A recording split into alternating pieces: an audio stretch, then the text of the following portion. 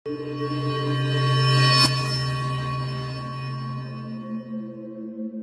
হচ্ছে সূরা Saffat 37 number chapter 102 number verse. ফালাম্মা বালাগা মাআহুস সা'য়া ক্বালা ইয়া বুনাইয়া ইন্নী আরা ফিল মানাম আন্নী আযহাবুকা। ইব্রাহিম আলাইহিস সালাম বললেন, উনি ওনার পুত্রের কাছে গেলেন, ইসমাইল আলাইহিস সালাম, এখানে নাম দেয়া নাই বাট আমরা বুঝে নেব একটু পরে ইনশাআল্লাহ। যখন ইসমাইল আলাইহিস সালামের বয়স এমন পর্যায়ে পৌঁছলো যে তিনি কাজকর্ম করতে পারেন এবং বললেন, তিনি তার পুত্রকে বললেন যে হে পুত্র, হে বৎস, আমি দেখলাম স্বপ্নে যে আমি তোমাকে জবেহ করতেছি, তুমি কি বলো? So see what you think, এখন তুমি কি বলো? পিতা পুত্রকে বলতেছেন, এখন তোমার মত কি, আমি তো এমনটা দেখতেছি স্বপ্নে। তখন পুত্র কি বললেন, ও মাই ফাদার, হে আমার পিতা, do as you are commanded, আপনি করুন, ইফআল করুন, মা তুমার, যা আপনাকে আদেশ করা হয়েছে।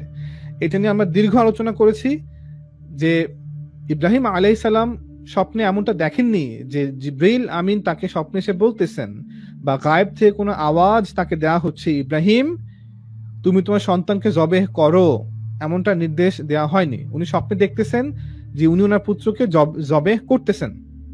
এখন স্বাভাবিক, এই স্বপ্ন যখন উনি দেখতেছেন তো উনি কনফিউজ যে আসলে আল্লাহ কি চাচ্ছেন। অবশ্যই এটা আল্লাহর পক্ষ থেকে ওহী, এটা আল্লাহর তরফ থেকে, এটা ওহীর অংশ। নবীরা জীবিত জাগ্রত অবস্থায় এবং ঘুমন্ত অবস্থায় যে স্বপ্ন দেখেন সেটা আল্লাহর তরফ থেকে। তো উনি কনফিউজ যে এটার মিনিং কি, এটা মানে কি, আমাকে কি করতে বলা হচ্ছে। তো আলটিমেটলি যখন একাধিকবার উনি দেখলেন তখন ভাবলেন যে হ্যাঁ, আমাকে লিটারেলি আক্ষরিকভাবে জবে করার জন্য বলা হচ্ছে। উনি ওনার পুত্রকে বললেন, পুত্র বুঝে গেলেন যে পিতা কি বলতে চাচ্ছে, যে পিতা যখন আমাকে বলতেছে তিনি স্বপ্নে দেখেছেন আমাকে জবে করতেছেন, তার মানে পিতা বলতে চাচ্ছেন এবং তুমি কি বলো, হে বৎস তুমি কি বলো, তার মানে পিতা আসলে যেটা বলতে চাচ্ছেন সেটা হচ্ছে গিয়ে, পুত্র আমি তোমাকে জবে করতে চাই, কারণ আমি স্বপ্নে দেখেছি আল্লাহ হয়তো আমাকে আদেশ করতেছেন যাতে আমি তোমাকে জবেহ করি আল্লাহর রাহে। পুত্র পিতার এই স্বপ্নের কথা শুনে বুঝে গেলেন যে পিতা আসলে এটাই বলতে চাচ্ছে। তখন বললেন, আপনি করুন যা আপনাকে আদেশ করা হয়েছে। তখন তিনি কি বললেন, যে আপনি আমাকে সবরকারী হিসেবে পাবেন, সবিরিন মিনাস সবিরিন, আপনি আমাকে ধৈর্যকারীদের মধ্যে, ধৈর্যশীলদের মধ্যে পাবেন ইনশাআল্লাহ। And when they had both submitted, যখন উভয়ই আল্লাহর কাছে সাবমিট করলো নিজেদেরকে। ইসমাইলের বয়স তখন কেমন, এক হচ্ছে গিয়ে সেখান থেকে আমরা বুঝতে পারলাম যে ইসমাইল তখন কাজ করার বয়সে, এবং তার যে জবাব যে আপনি করুন যা আপনাকে আদেশ করা হয়েছে, পিতার কথা যেভাবে তিনি বুঝতে পারতেছেন, আল্লাহর জন্য কুরবান হবেন সেটা উনি বলতেছেন, ইনশাআল্লাহু মিনাস সাবিরিন, আপনি আমাকে সবরকারীদের মধ্যে পাবেন। এই যে আল্লাহ সম্পর্কে জানা, দিন সম্পর্কে জানা, আল্লাহর রাহে কুরবান হওয়া, আমার নবী, আমার পিতা একজন নবী, এবং তার কথা, দিন, ধর্ম, আখিরাত, আল্লাহর সঙ্গে জবাব দিয়ে সবকিছু উনি বুঝতেছেন। অর্থাৎ কখন একজন ছেলে এই ব্যাপারগুলো বুঝতে পারে, অবশ্যই যথেষ্ট পরিমাণ বড় হলেই। আই গেস, আমার ধারণা, এটা আমার ধারণা, তার বয়স তখন অ্যাটলিস্ট 14 থেকে 16 বছর, এটা আমার ধারণা। এবং আল্লাহ কি বললেন, যখন তারা উভয়ই আমার কাছে নিজেদেরকে আত্মসমর্পিত করলো, অর্থাৎ ইসমাইল আত্মসমর্পণ, আল্লাহর কাছে নিজের ইচ্ছাকে আল্লাহর ইচ্ছার সামনে সমর্পণ করে দেওয়া, এই বুঝ থাকার জন্য একজন ছেলের মিনিমাম 15-16 তো হওয়া লাগে, 14-15-16 তো হওয়া লাগে মিনিমাম অ্যাটলিস্ট। সো আল্লাহ বলেন, যখন তার উভয়ই নিজেদেরকে সমর্পিত করলো আমার কাছে, and he put him down upon his forehead, এবং ইব্রাহিম তার সন্তানকে ইসমাইলকে যখন মুখের উপরে শোয়ালেন, তখন কি হলো, আল্লাহ বললেন, কদ সাদ্দাকতা রুইয়া, তা আমি বলেছি যে এটা আল্লাহ সরাসরি বলেননি, এটা জিবরিল আমিনের মাধ্যমে বলেছেন। কেন বলেছে এটা? কারণ আল্লাহ তাআলা পবিত্র কোরআনে বলেছেন যে উনি মুসা আলাইহিস সালাম ব্যতীত আর কারো সাথে সরাসরি কথা বলেননি। তো যেহেতু কোরআনের এক অংশ আরেক অংশের সাথে বিপরীতমুখী হতে পারবে না, অতএব কারণ এখানে আল্লাহ তাআলা অবশ্যই তিনি ওহীর মাধ্যমে জিবরিলকে পাঠিয়ে উনি বলেছেন, কদ সাদ্দাকতা রুইয়া, ইব্রাহিম তুমি তো তোমার স্বপ্নকে বাস্তবেই পরিণত করে দিলে, কদ সাদ্দাকতা তুমি বাস্তবে পরিণত করলে, আর রুইয়া তোমার স্বপ্নকে, তুমি যা দেখেছো ওইটাকে হুবহু করে ফেললা। আচ্ছা, ইন্না কাযালিকা নাজিদিল মুহসিনিন, অবশ্যই we thus reward the doers of good, যারা উত্তম আমল করে তাদেরকে আল্লাহ তাআলা অবশ্যই পুরস্কৃত করবেন। এখন কি পুরস্কার দিবেন আল্লাহ তাআলা অবশ্যই নিচে বলবেন। ইন্না হাযা লাহুয়াল বালাউল মুবিন। এই যে যা ঘটলো এই সব কিছু, ইব্রাহিমের স্বপ্ন দেখা থেকে শুরু করে এই সব কিছুই ছিল একটা পরীক্ষা। স্বপ্নে দেখলেন কি করব, আল্লাহ কি চাচ্ছেন, আমার কাছ থেকে হুবহু কুরবানি চাচ্ছেন না, আবার স্বপ্ন দেখতেছেন, এতবার দেখতেছি তার মানে আমাকে মনে হয় কুরবানি করার কথা বলা হচ্ছে। তো তিনি কিন্তু সর্বোচ্চই দিলেন, আল্লাহর রাহে সর্বোচ্চই দিলেন, একমাত্র সন্তানকে কুরবান করার জন্য তৈরি হয়ে গেলেন। তো এই পুরো বিষয়টা ছিল তার স্বপ্ন দেখা থেকে শুরু করে সবকিছু ছিল একটা পরীক্ষায়, এবং তিনি সেই পরীক্ষায় উত্তীর্ণ হয়েছেন। And we ransomed him with a great sacrifice. তারপরে কি করলেন, ইসমাইলের পরিবর্তে আল্লাহ তাআলা একটা কুরবানির ব্যবস্থা করলেন। তারপরে we left for him among later generation, we let him be praised by succeeding generation। এবং আমি তাকে, এখানে রয়্যাল প্লুরাল, আমরা মানে আল্লাহ তাকে বলতেছেন যে আমি তাকে পরবর্তী যে মানুষ আসবে তাদের কাছে তাকে আমি প্রশংসিত করে রাখলাম। সালামুন আলা ইব্রাহিম, আল্লাহ তার উপর শান্তি এবং আশীর্বাদ এবং দয়া প্রেরণ করলেন এবং বললেন কাযালিকা নাজদিল মুহসিনিন, and indeed we thus reward the doers of good. এই যে পুরস্কার আল্লাহ তাকে দিচ্ছেন, আল্লাহ অবশ্যই নেক বান্দাদেরকে পুরস্কৃত করেন। তারপরে বলতেছেন 11 নম্বর আয়াতে, indeed he was of our believing servant, সে ছিল ইবাদিনাল মুমিনিন, সে ছিল এমন বান্দা যে আল্লাহর অনুগত, আল্লাহর দাস, আল্লাহর বিশ্বস্ত। ওয়াবাশশারনাহু বিইসহাক নবিয়ান মিনাস সালিহিন, এবং আল্লাহ তাকে আরো পুরস্কার দিলেন। কি পুরস্কার, যে সে তার একমাত্র সন্তানকে কুরবান করার জন্য তৈরি হয়ে গেলেন, তখন আল্লাহ তাকে আরেকটা পুত্রের সংবাদ দিলেন, সুসংবাদ, যে তুমি তোমার একমাত্র পুত্রকে জবেহ করার জন্য তৈরি হয়ে গেছো, আমি তোমাকে এখন আরেকটা সন্তান দিব। সে তার নাম হবে কি, তার নামও হবে ইসহাক, আল্লাহ নির্ধারণ করে দিলেন, এবং সে নাবিও হবে এবং সে সলিহিনদের মধ্য থেকে হবে। তাহলে এই এতটুকু অংশ থেকে আমরা ক্লিয়ার, এতটুকু অংশ থেকে যে ইসমাইল আলাইহিস সালামের বয়স তখন 15-16 বছর, 14-15-16, যখন জবে ঘটনা ঘটতেছে। আর এই জবে ঘটনার সময় আল্লাহ খুশি হয়ে তাকে আরেকটা ইব্রাহিম আলাইহিস সালামকে পুত্রের সুসংবাদ দেন। তাহলে এরপর ইসহাক গর্ভে আসবে, তারপর জন্ম হবে আরো 1 বছর। তাহলে ইসহাকের জন্ম হতে হতে ইসমাইল আলাইহিস সালামের বয়স কত হবে, মেবি যদি 14 বছর হয় এখন, তাই তার বয়স 15 হবে। যদি এখন 15 বছর হয় তার বয়স 16 হবে, যদি অ্যাটলিস্ট 1 বছর আমার নেই। তাহলে ইসহাক জন্ম হতে হতে ইসমাইলের বয়স 15, 16, 17 অথবা 18, ডিপেন্ড অন আমরা এখন কত ধরতেছি। 14 ধরলে 15, 15 ধরলে 16, 16 ধরলে 17। এখন established historical fact stated by the Quran, কোরআন যেটা বলবে সেটা অবশ্যই ঐতিহাসিক সত্য হতে হবে, কারণ কোরআনের মধ্যে কোনো গল্প কিচ্ছা কাহিনীর কিতাব কোরআন না। সো কোরআন যা বলবে ইতিহাস সম্পর্কে এর প্রত্যেকটা কথাই হবে হিস্ট্রিক্যাল ফ্যাক্ট। 1 নাম্বার আমরা কি পেলাম এখান থেকে, আয়াতে থেকে, যে Isaac was born only after Abraham's had offered his son Ishmael for sacrifice at the behest of the Almighty. The news of his birth was actually given to Abraham as a reward for his heroic feat. যে আইজাকের জন্ম হয়েছে ইসমাইল আলাইহিস সালামকে কুরবান করার পরবর্তীতে, এটা আমরা পেলাম। 2 number, at the time of sacrifice, কুরবানির সময় Ismail was young boy who could run around. দ্বিতীয়ত যখন কুরবানি করা হচ্ছে ইসমাইলকে, তখন তিনি ইয়াং বয় ছিলেন।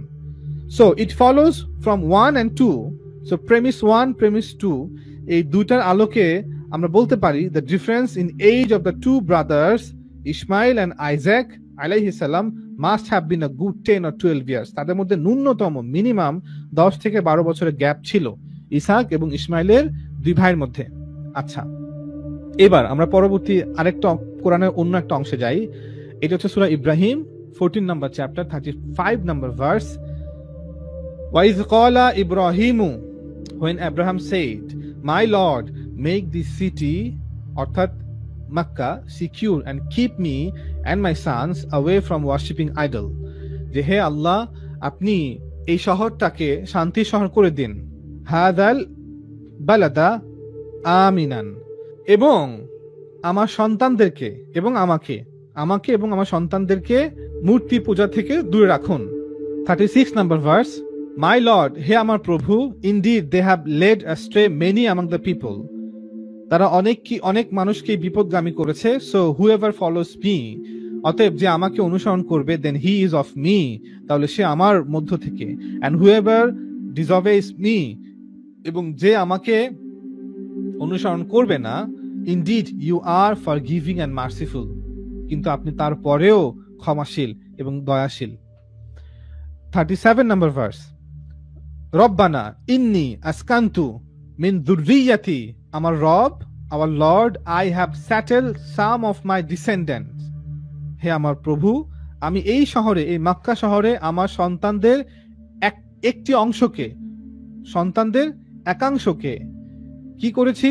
স্যাটেল করেছি, আবাদ করেছি, ইন অ্যান আনকালটিভেটেড ভ্যালি, একটা অনাবাদী দেশে, একটা অনাবাদী ভূমিতে, নিয়ার ইউ সেক্রেড হাউস, যার নিকটই তোমার পবিত্র ঘর, our lord, that they may establish prayer, আমার প্রভু, তারা যেন নামাজকে প্রতিষ্ঠা করে। So make hearts among the people incline toward them, so মানুষের হৃদয়গুলোকে তাদের দিকে ঝুঁকিয়ে দাও। অ্যান্ড প্রোভাইড ফর দেম, এবং তাদেরকে দান করুন, from the fruits that they might be grateful, তাদেরকে ফলাদি থেকে দান করুন, যাতে করে তা আপনার প্রতি শুকর গুজার থাকে। আচ্ছা, এখানে কি বলতেছেন? যে আমি আমার সন্তানদের একাংশকে, আমি আমার সন্তানকে বলেননি, একমাত্র সন্তান, বা কারণ তখন তো ইসমাইল ছাড়া আর কাউ জন্ম হয়নি, তখন তো ইসাকের জন্ম হয়নি according to traditional orthodox classical exegesis, যে তখন একমাত্র সন্তান কে ছিল? শিশু বাচ্চা ইসমাইল ছিল। কিন্তু উনি বলতেছেন যে আমি আমার সন্তানদের একাংশকে রেখে যাচ্ছি, এবং আগেও বললেন যে আপনি আমাকে এবং আমার সন্তানদেরকে দূরে রাখুন মূর্তি পূজা থেকে। এখানেও বললেন আমি আমার সন্তানদের একাংশকে রেখে যাচ্ছি।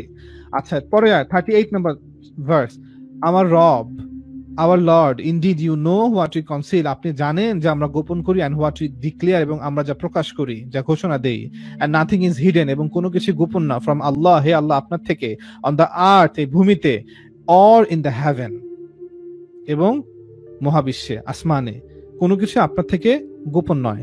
তারপর কি বলতেছেন?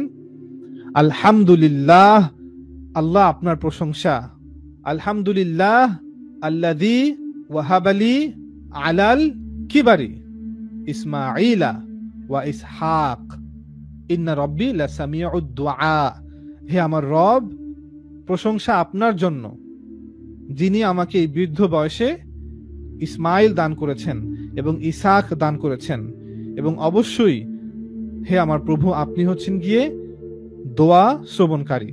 তাহলে এখন আমরা এখানে দেখতে পাচ্ছি তিনটা জায়গা থেকেই যে উনি প্রথমে বললেন যে হে আমার রব, আপনি আমাকে, আমার সন্তানদেরকে মূর্তি পূজা থেকে দূরে রাখেন।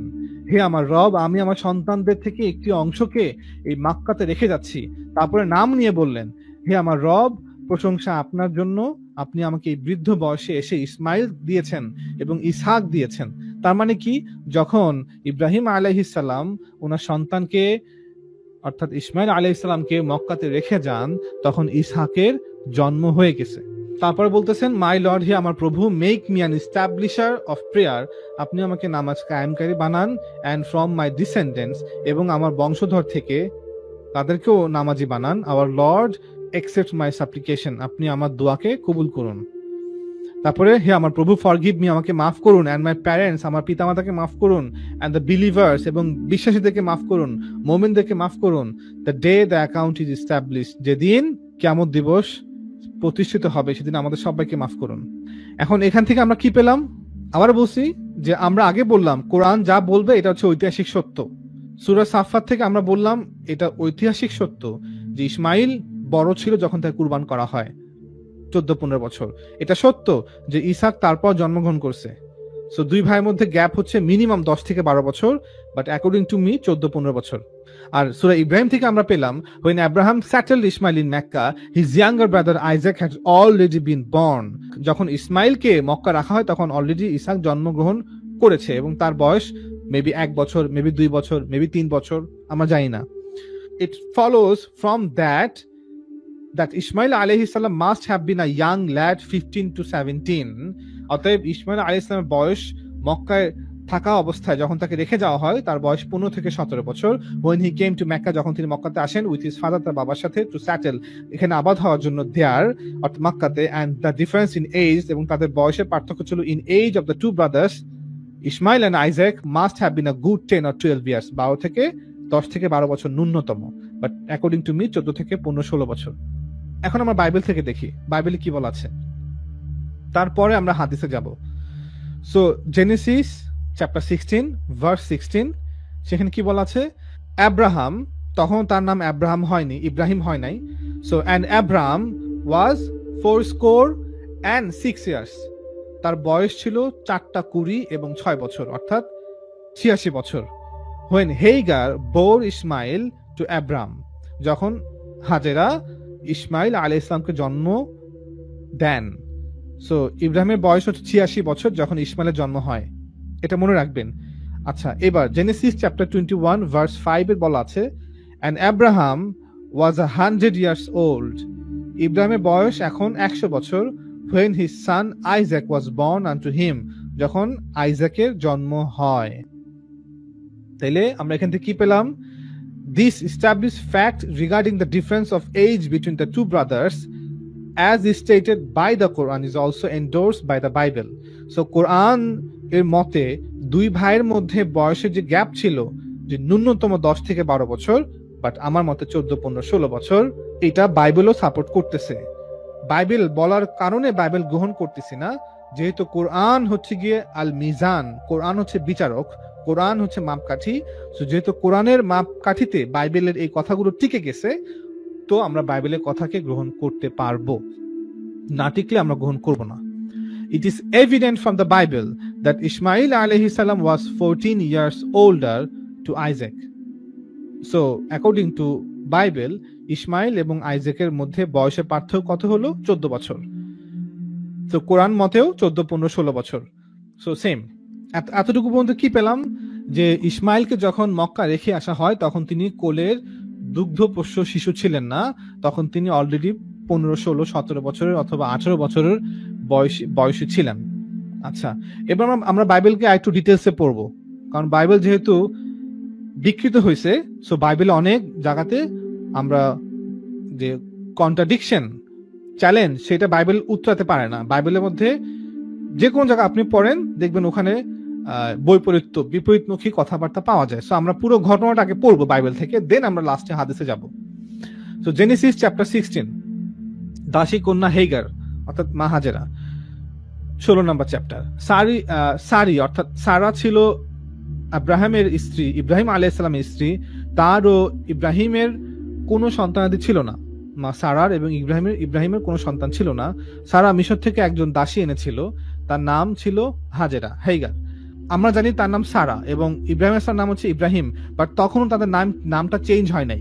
তখন তার নাম ছিল আব্রাম আর তার নাম ছিল সারি। সো সারি আব্রামকে বললেন, প্রভু আমায় সন্তান ধারণের ক্ষমতা দেননি, তাই তুমি আমার দাসী হাগারের কাছে যাও, মা হাজেরার কাছে, আমাকে একটি সন্তান দাও এবং আমি সেই সন্তানকে নিজের বলে গ্রহণ করব। তো এখান থেকে দেখাচ্ছে যে মা হাজেরা দাসী ছিল, বাট আই ডোন্ট বিলিভ যে মা হাজেরা দাসী ছিল, কারণ তালমুদ যে ফিকের কিতাব সেখানেও বলা আছে যে মা হাজেরা মিশরের রাজবংশের কন্যা ছিল। যাক, ওটা ভিন্ন বিষয়। সো ইব্রাহিম সারার নির্দেশ অনুসরণ করলেন। ইব্রাহিম কেনানে 10 বছর বাস করার পরে এই ঘটনা ঘটে। যখন ইব্রাহিম ওনার এলাকা থেকে হিজরত করে কেনানে আসেন, এই 10 বছর পরে এই ঘটনা। সারা হাজেরাকে তার স্বামী ইব্রাহিমের কাছে পাঠালেন। তারপর ব্র্যাকেটে লিখছে যে হাজেরা ছিল মিশরের দাসী। ইব্রাহিমের দ্বারা হাজেরা গর্ভবতী হলেন। যখন সে একথা জানতে পারলো, সে খুব গর্বিতা হয়ে উঠল এবং সে ভাবলো তার মনিব পত্নী সারির চেয়ে ভালো। মানে হাজেরা ভাবতেছে আমি সারার থেকে ভালো, ওর সন্তান হয় না, আমার সন্তান হয়ে গেছে। কিন্তু সারা আব্রামকে বললেন, আমার দাসী এখন আমাকেই তিরস্কার করে এবং এর জন্য তুমি দায়ী। ইব্রাহিমকে বলতেছেন, আমি তাকে তোমার কাছে পাঠিয়েছিলাম, সে গর্ভবতী হলো, এখন সে নিজেকে আমার চেয়ে ভালো মনে করে। প্রভু বিচার করুন যে কোনটা ঠিক। কিন্তু ইব্রাহিম সারাকে বলল, তুমি হাগারের গৃহকর্ত্রী, তোমার যেরকম ইচ্ছে সেরকম ভাবেই তুমি হাজারের ব্যবস্থা করবে। ফলে সারা তার দাসী হাজেরাকে দুঃখ দিলেন এবং হাজেরা সেখান থেকে পালিয়ে গেল। তারপরে মরুভূমির মধ্যে এক জলপূর্ণ কূপের পাশে প্রভুর দূত হাজেরাকে দেখতে পেল। খেয়াল করবেন, এখানে আমরা একটা কূপ পেলাম এবং সেখানে একজন দূত ছিল, ফেরেশতা ছিল। জলাশয়টি ছিল সুর যাওয়ার পথে। সেই দূত বলল, সেই ফেরেশতা বলল, হাজেরা, তুমি তো সারার পরিচারিকা, তুমি এখানে কেন? তুমি কোথায় যাচ্ছ? হাজেরা বলল, আমি সারার কাছ থেকে পালাচ্ছি। প্রভু দূত হাজেরাকে বলল, সারি তোমার গৃহকর্ত্রী, সারা তোমার গৃহকর্ত্রী, তার কাছে ফিরে যাও, তার বাধ্য হও। হাজেরাকে প্রভুর দূত আরো বলল, তোমার থেকে বিশাল জনসমষ্টি সৃষ্টি হবে, অর্থাৎ তোমার যে পেটে যে সন্তান, এখান থেকে এক বিশাল কম তৈরি হবে, এত বিপুল জনসংখ্যা হবে যে তাদের গুণে শেষ করা যাবে না। প্রভুর দূত ফেরেশতা আরো বলল, হাজেরা, এখন তুমি গর্ভবতী, তুমি হবে এক পুত্রের জননী, পুত্রের নাম দেবে ইসমাইল, কারণ প্রভু শুনেছেন তোমার উপর দুর্ব্যবহার হয়েছে, তিনি তোমাকে সাহায্য করবেন। ইসমাইল বন্য গাধার মতো স্বাধীন এবং উদ্দাম হবে, সে সবার বিরুদ্ধে দাঁড়াবে এবং সবাই হবে তার প্রতিপক্ষ। সে স্থান থেকে স্থানান্তরে ঘুরে বেড়াবে এবং ভাইদের বসতির কাছে তাঁবু গাড়বে। প্রভু হাজেরার সঙ্গে কথা বললেন কিভাবে? অবশ্যই এঞ্জেলের মাধ্যমে, ফেরেশতার মাধ্যমে। হেইগার ঈশ্বরের এক নতুন নাম দিল। সে তাকে বলল, আপনি হলেন ঈশ্বর যিনি আমায় দেখেন। সেই কথা বলল কারণ সে ভাবল, এরকম জায়গাতেও ঈশ্বর আমায় দেখতে পাচ্ছেন, আমার ভালো মন্দের কথা চিন্তা করছেন। সুতরাং এই কূপের নাম হলো বের লয় রই। কাদেশ এবং বেরদ অঞ্চলের মধ্যে ওই কূপের অবস্থান। হাজেরা ইব্রাহিমের পুত্রের জন্ম দিল, সে ইব্রাহিম পুত্রের নাম দিল ইসমাইল। যখন হাজেরার গর্ভে ইসমাইলের জন্ম হয় তখন ইব্রাহিমের বয়স 86 বছর। আমরা এই ঘটনা কেন পড়তেছি ইনশাল্লাহ পরবর্তী ধাপে ক্লিয়ার হয়ে যাবে, কেন পুরো গল্পটা আমরা শুনতেছি। 17 নম্বর চ্যাপ্টার, জেনেসিস। ইব্রাহিমের 99 বছর বয়স হলে প্রভু তার সামনে আবির্ভূত হলেন। প্রভু বললেন, আমি সর্বশক্তিমান ঈশ্বর, আমার জন্য এই কাজগুলি করো, আমার কথা মতো চলো এবং সৎ পথে জীবনযাপন করো। এটা যদি করো তাহলে আমাদের মধ্যে একটা চুক্তির ব্যবস্থা করব। আমি প্রতিশ্রুতি করছি যে তোমার বংশধরদের আমি এক মহান জাতিতে পরিণত করব। তখন আব্রাহাম ঈশ্বরের সামনে প্রণামে নত হলেন, সেজদায় পড়ে গেলেন। ঈশ্বর তাকে বললেন, আমাদের চুক্তিতে এটি আমার অংশ, আমি তোমাকে বহু জাতির পিতা করব। অর্থাৎ তোমার সঙ্গে আমাদের চুক্তি হচ্ছে, আমার অংশ কোনটা পালন করা, সেটা হচ্ছে আমি তোমাকে এক বিশাল এক জাতির ইমাম করব, সর্দার করব। এবং সেটা করছেন মিল্লাতা ইব্রাহিমা হানিফা। আজকে পৃথিবীর 400 কোটি মানুষ এরও বেশি ইব্রাহিমকে তাদের ইমাম হিসেবে গ্রহণ করেছে, মিল্লাতা ইব্রাহিম। যদিও আমাদের মধ্যে মতপার্থক্য আছে, জুডাইজম, খ্রিস্টানিটি এবং ইসলাম। জিউজরা ঈসা ইসলামকে প্রত্যাখ্যান করেছে, আর খ্রিস্টানিটি তারা আল্লাহ রসুলকে প্রত্যাখ্যান করেছে।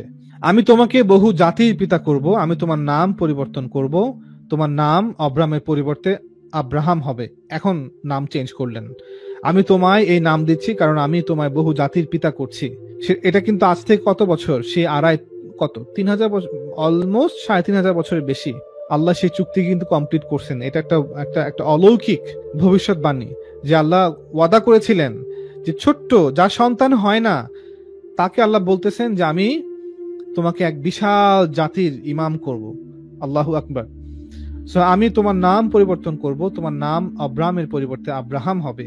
আমি তোমায় এই নাম দিচ্ছি কারণ আমি তোমায় বহু জাতির পিতা করেছি। আমি তোমার বংশ অতিশয় বৃদ্ধি করব, তোমার থেকে নতুন নতুন জাতির এবং রাজার জন্ম হবে এবং তোমার ও আমার মধ্যে এক চুক্তি সম্পন্ন হবে। তোমার সমস্ত উত্তর পুরুষগণের জন্য এই একই চুক্তি প্রযোজ্য হবে। এটা আলোচনা করার সময় নাই, ইনশাআল্লাহ আমরা কোনো এক সময় বনি ইসমাইল এবং বনি ইসরাইলের সঙ্গে আল্লাহর যে খাস চুক্তি সেটা নিয়ে আমরা একসময় আলোচনা করবো ইনশাআল্লাহ। তোমার সমস্ত উত্তর পুরুষগণের জন্য এই একই চুক্তি প্রযোজ্য হবে। এটার মধ্যে ইসমাইলও আছে, ইসাকও আছে, বনি ইসরাইলও আছে, বনি ইসমাইলও আছে। এই চুক্তি চিরকাল বহাল থাকবে, সব সময় কিয়ামত পর্যন্ত।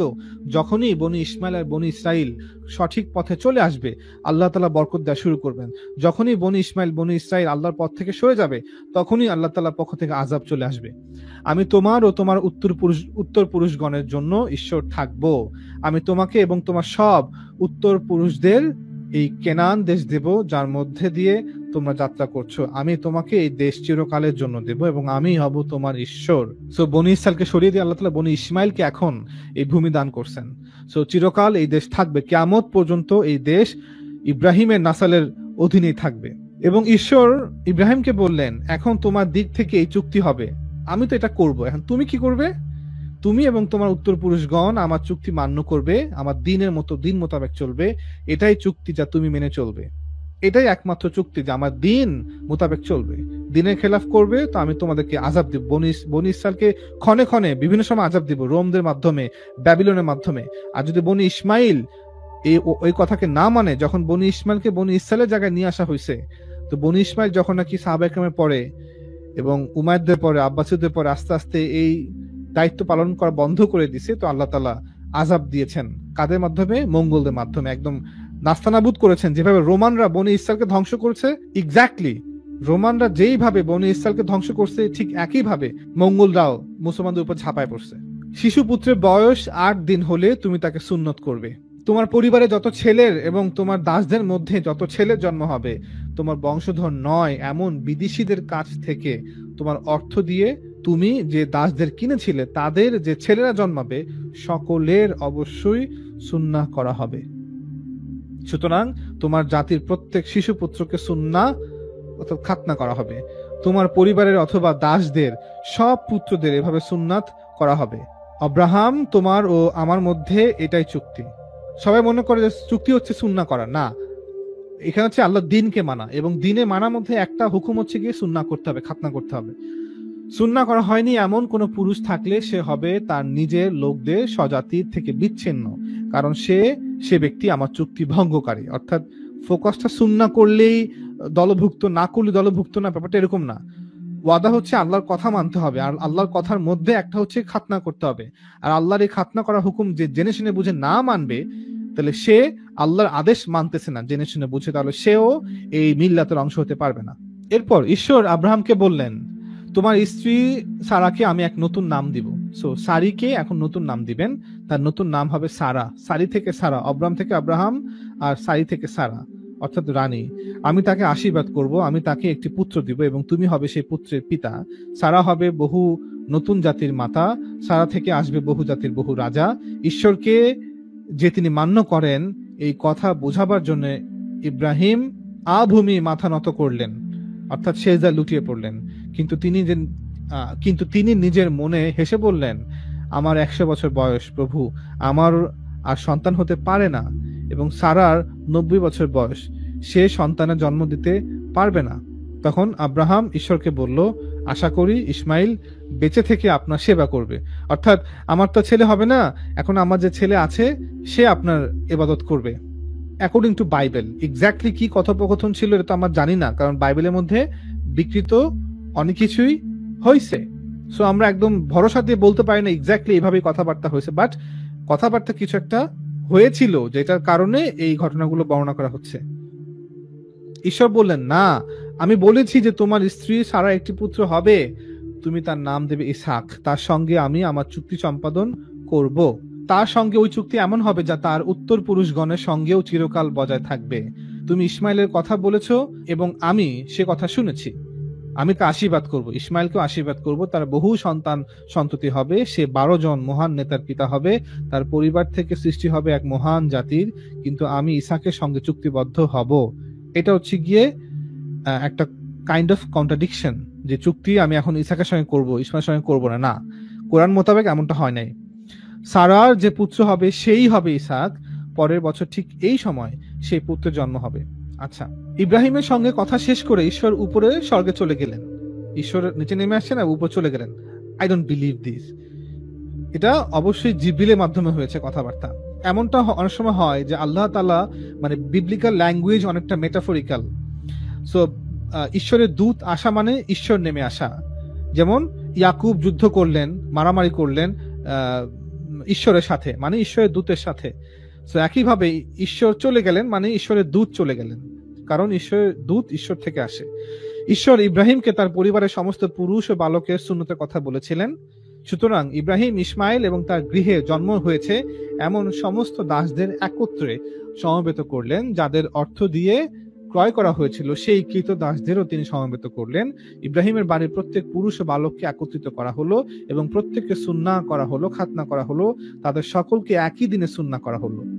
ইব্রাহিমকে যখন সুন্নাহ করা হয় তখন তার বয়স 99 ইয়ার্স, 99 বছর, খেয়াল করবেন। এবং তার পুত্র ইসমাইলের সুন্নতের সময় 13 বছর বয়স ছিল, অর্থাৎ যেদিন সুন্নাহ খাতনা করানো হয় ইব্রাহিমের বয়স 99 আর ইসমাইলের বয়স 13। তখন তো ইসাকের জন্ম হয়নি, ইসাকের জন্ম হবে আরো 1 বছর পরে। প্রভু বললেন ঠিক 1 বছর পরে জন্ম হবে। তাই তখন যখন জন্ম হবে ইসাকের, তখন ইসমাইলের বয়স কত হবে? 14 বছর। তো দুই ভাইয়ের মধ্যে বয়সের পার্থক্য কত? 14 বছর। আমরা আগেও দেখালাম বাইবেল থেকে, জেনেসিস 16:16 যখন ইব্রাহিমের 86 বছর বয়স তখন ইসমাইলের জন্ম হয়, আর ইব্রাহিমের যখন 100 বছর বয়স তখন ইসাকের জন্ম হয়। এটা হচ্ছে জেনেসিস 21:5।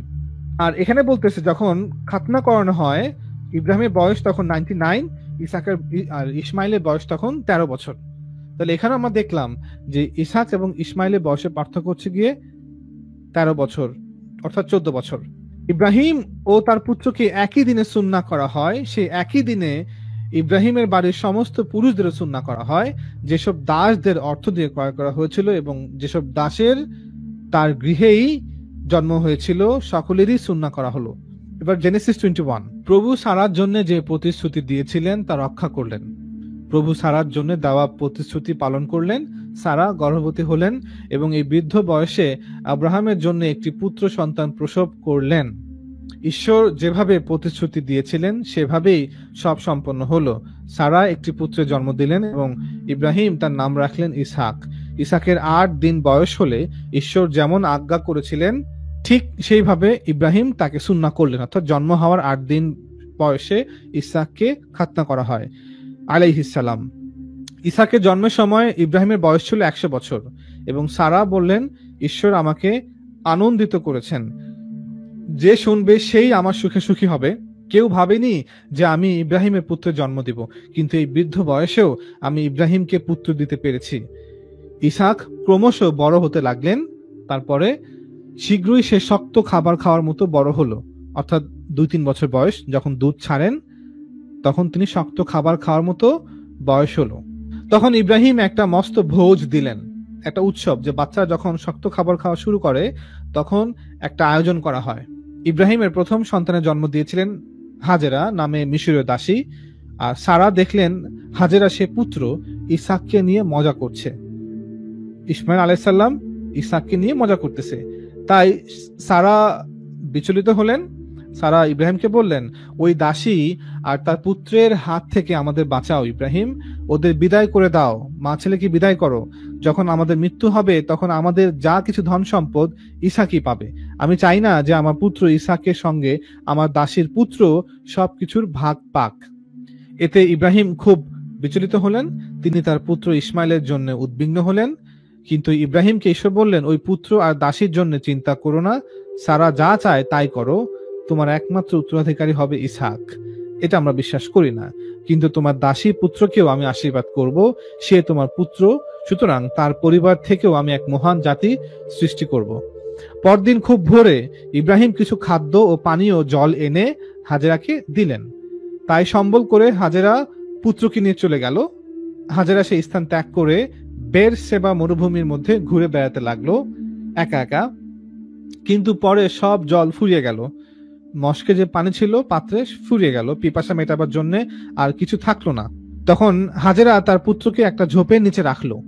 দেখুন একটা জিনিস মজার, কি সন্তানকে ঝোপের নিচে কিভাবে রাখলো, এখানে বোঝা যাচ্ছে যে বাচ্চাটা ছোট। এটা হচ্ছে কন্ট্রাডিকশন। আমরা এখানে বাইবেল থেকে দেখলাম যে দুই ভাইয়ের মধ্যে পার্থক্য 14-15 বছর, কিন্তু এখানে মনে হচ্ছে যে ইসমাইল একদম ছোট দুধের বাচ্চা। তখন হাজেরা তার পুত্রকে একটু ঝোপে নিচে রাখলো। হাজেরা খানিকটা দূরে হেঁটে গেল, তারপর সেখানেই বসে পড়ল।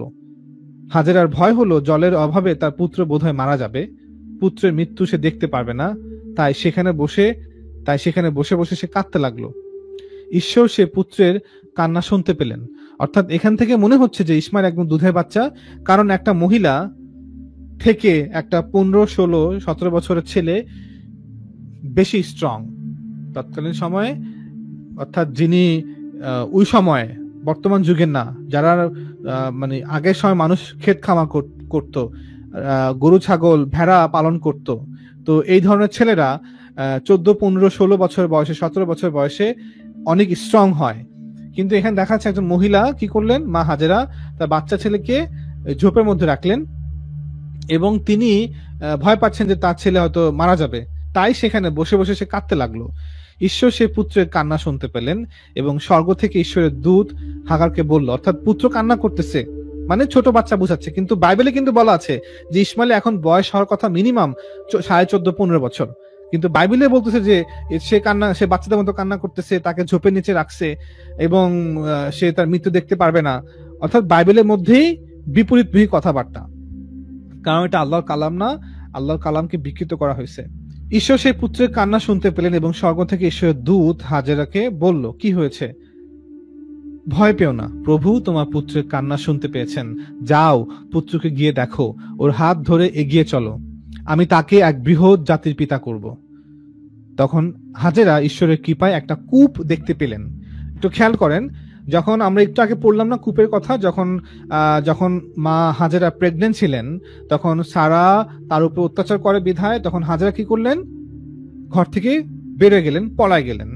সো পলায়ন করার পরে উনি একটা কূপের কাছে গেলেন। সো এখানেও কিন্তু আবার একটা কূপের কাছে। সো আমার ধারণা হচ্ছে গিয়ে মূলত প্রেগনেন্সি অবস্থায় যে ঘটনাটা বলা হচ্ছে যে মা হাজেরা ঘর থেকে পলায়ন করে চলে গেলেন, এই পুরো ঘটনাটা বানোয়াট, এটা বাইবেলে মধ্যে ঢুকানো হয়েছে, এটা বাস্তব ঘটনা না। এটা সত্য যে হাজেরাকে ইসমাইলকে ইব্রাহিম ইসলাম হেব্রন থেকে বের করে নিয়ে আসেন। সো কূপের ঘটনা দুইটা, আগের কূপের ঘটনাটা এটা বানোয়াট, টোটালি বানোয়াট। আচ্ছা, তখন হাজেরা ঈশ্বরের কৃপায় একটা কূপ দেখতে পেল। তারপর হাজেরা সেই কূপের জলে নিজের জলপাত্র পূর্ণ করলো, তারপর সেই জল নিয়ে গিয়ে পুত্রকে পান করালো। অর্থাৎ বোঝানো হচ্ছে যে একটা 15-16 বছরের ছেলে, 14, 15, 16, 17, 18 বছরের ছেলে, আমরা এখন বললাম এখন কিন্তু ইসাক জন্ম হয়ে গেছে। সো তার বয়স বাইবেল অনুযায়ী মিনিমাম 15 বছর। যদি ইসাকের বয়স 6 মাস হয় তাহলে তার বয়স হচ্ছে কি এখন 14.5। যদি ইসাকের বয়স এখন 2 হয় তাহলে তার বয়স হচ্ছে কি এখন 16 বছর। যদি ইসাকের বয়স এখন 3 হয় তাহলে তার বয়স হচ্ছে কি এখন 18 বছর। সো একটা 15, 16, 17 বছরের ছেলে কান্নাকাটি করতেছে ঝোপের মধ্যে, পানি নিয়ে আসার মতো ক্ষমতা তার নেই, কিন্তু মা পারতেছে, কারণ এখানে বোঝানো হচ্ছে যে বাচ্চাটা ছোট। সো তারপর সে জল নিয়ে গিয়ে পুত্রকে পান করালো।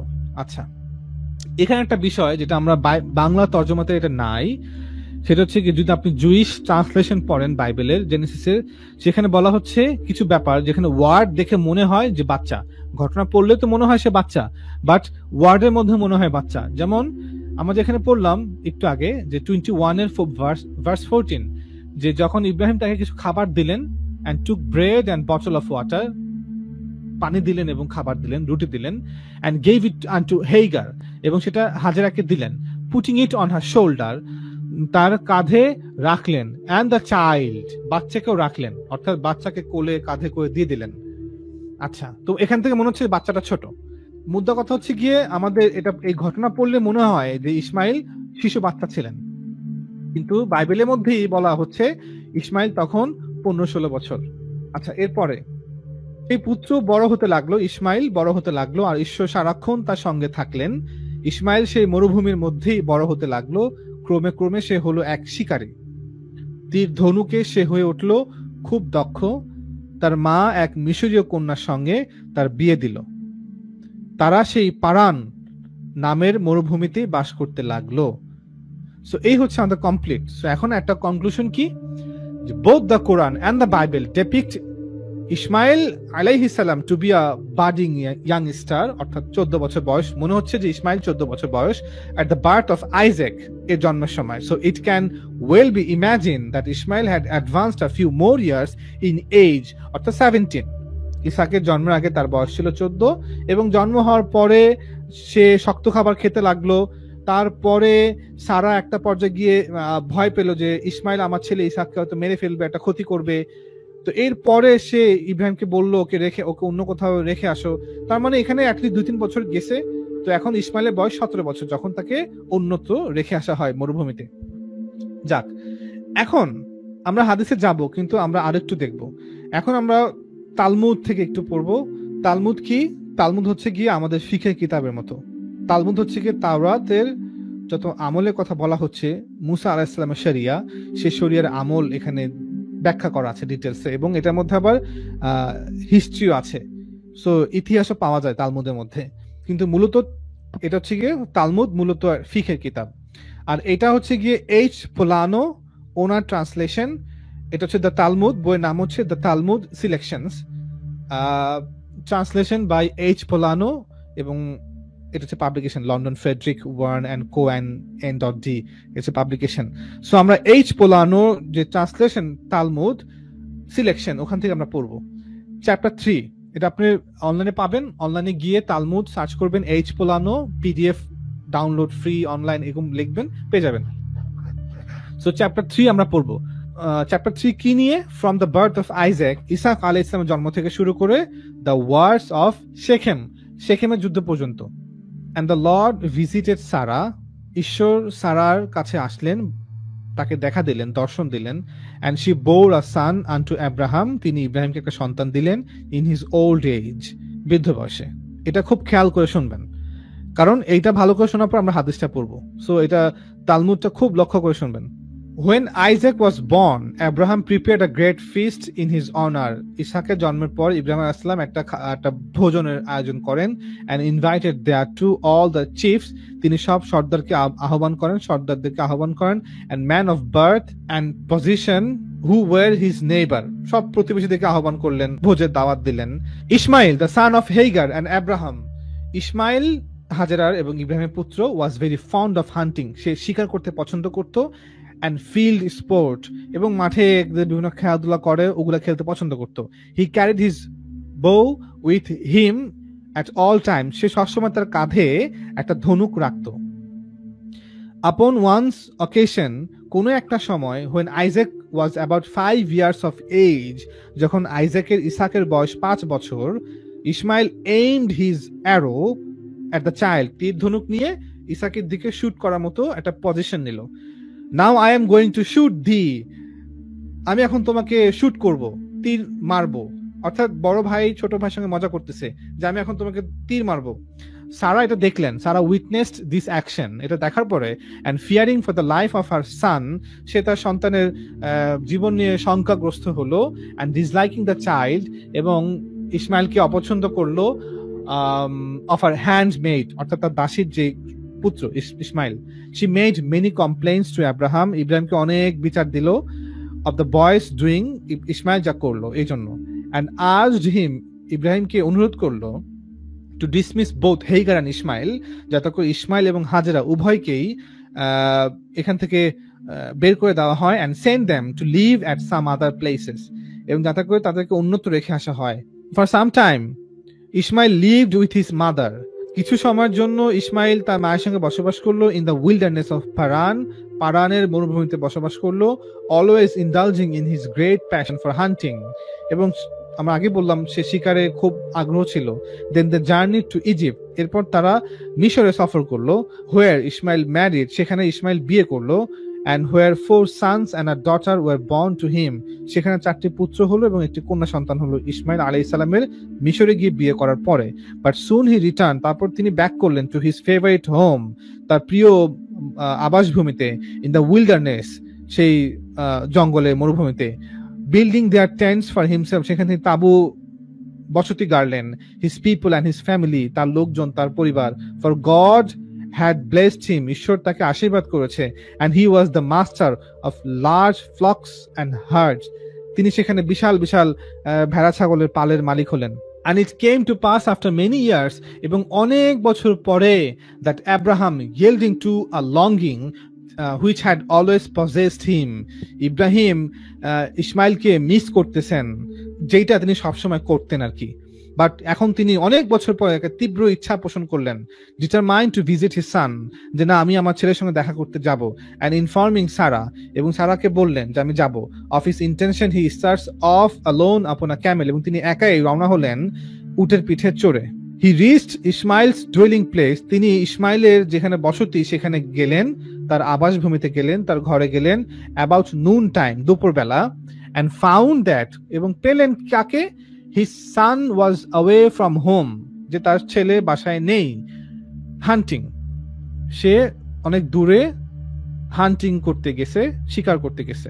হি ওয়াজ রুডলি ট্রিটেড বাই ইসমাইলস ওয়াইফ, যখন তিনি তার বাসায় গেলেন ইসমাইলকে পেলেন না, তিনি বলেননি যে আমি কে, তখন তার যে বিবি ছিল ইসমাইল আলাইহিস সালামের ওয়াইফ খুব খারাপ ভাবে ইব্রাহিম আলাইহিস সালামের সঙ্গে ট্রিট করলেন, বাজে আচরণ করলেন। Who did not know him, যে তাকে জানতো না, স্বাভাবিক, তার ওয়াইফ তো আর ইব্রাহিমকে চিনতেন না। And who refused him the bread and water, যে মুসাফির হিসেবেও তাকে যে একটু রুটি দিবে, পানি দিবে, সেটাও রিফিউজ করলো। হুইচ হি আস্কড ফর, যেটা ইব্রাহিম চেয়েছিলেন, আমাকে একটু রুটি দাও এবং পানি দাও, বাট তিনি বললেন না, দিব না। Therefore he said to her, তখন ইব্রাহিম কি বললেন সেই মহিলাকে, তার স্ত্রীকে, হোয়েন থাই হাজব্যান্ড রিটার্নস, যখন তোমার স্বামী বাসায় ফিরে আসবে, সে দাস টু হিম, তাকে এটা বলবে, ডিসক্রাইবিং মাই অ্যাপিয়ারেন্স, আমাকে দেখতে কেমন, আমার অবয়ব, আমার পোশাক আশাক, আমার বয়স, সবকিছু দেখে, সবকিছু বর্ণনা করে, আমি দেখতে কেমন এটা বর্ণনা করে তাকে বলবে। An old man from the land of the ফিলিস্তিন, একজন বৃদ্ধ লোক ফিলিস্তিন থেকে এসেছিল, কেম টু আওয়ার ডোর, আমাদের দরজার কাছে এসেছিল, বাসায় এসেছিল, ডিউরিং দাই absent. And he said to me, এবং তিনি আমাকে বলেছিলেন, when thy husband return, যখন তোমার স্বামী বাসায় ফিরে আসবে, tell him, তাকে বলবে, to remove the nail which he has driven in his tent, সে যেন তার তাঁবুতে যে প্যারেকটা গেড়েছে যেন ওইটা খুলে নেয়, and to replace it with one more worthy, এবং সেটার পরিবর্তে আরো ভালো একটা প্যারেক ওখানে গেঁথে নেয়। With which words Abraham rode away, এগুলো বলে ইব্রাহিম সেখান থেকে চলে গেলেন। When Ishmael returned home, যখন ইসমাইল বাসায় ফিরে আসলেন, his wife related to him the occurrence, তার ওয়াইফ তাকে সবকিছু খুলে বলল, ডিসক্রাইবিং দ্য ম্যান, ওই লোকটা দেখতে কেমন ছিল সেটা বর্ণনা করলো, and repeating his words, এবং সে যা যা বলছে সেটা তাকে বলল। And Ishmael knew that his father had visited him, তখন ইসমাইল বুঝে গেলেন যে তার পিতাই তাকে দেখতে এসেছিলেন, and been treated with disrespect, এবং তার সঙ্গে বাজে আচরণ করা হয়েছে তার ওয়াইফ কর্তৃক। For which cause, এই কারণে Ismail divorced his wife, Ismail তার ওয়াইফকে ডিভোর্স দিল, and married a maiden from the land of Canaan, এবং কেনান থেকে একজন কুমারী মেয়েকে বিয়ে করলেন।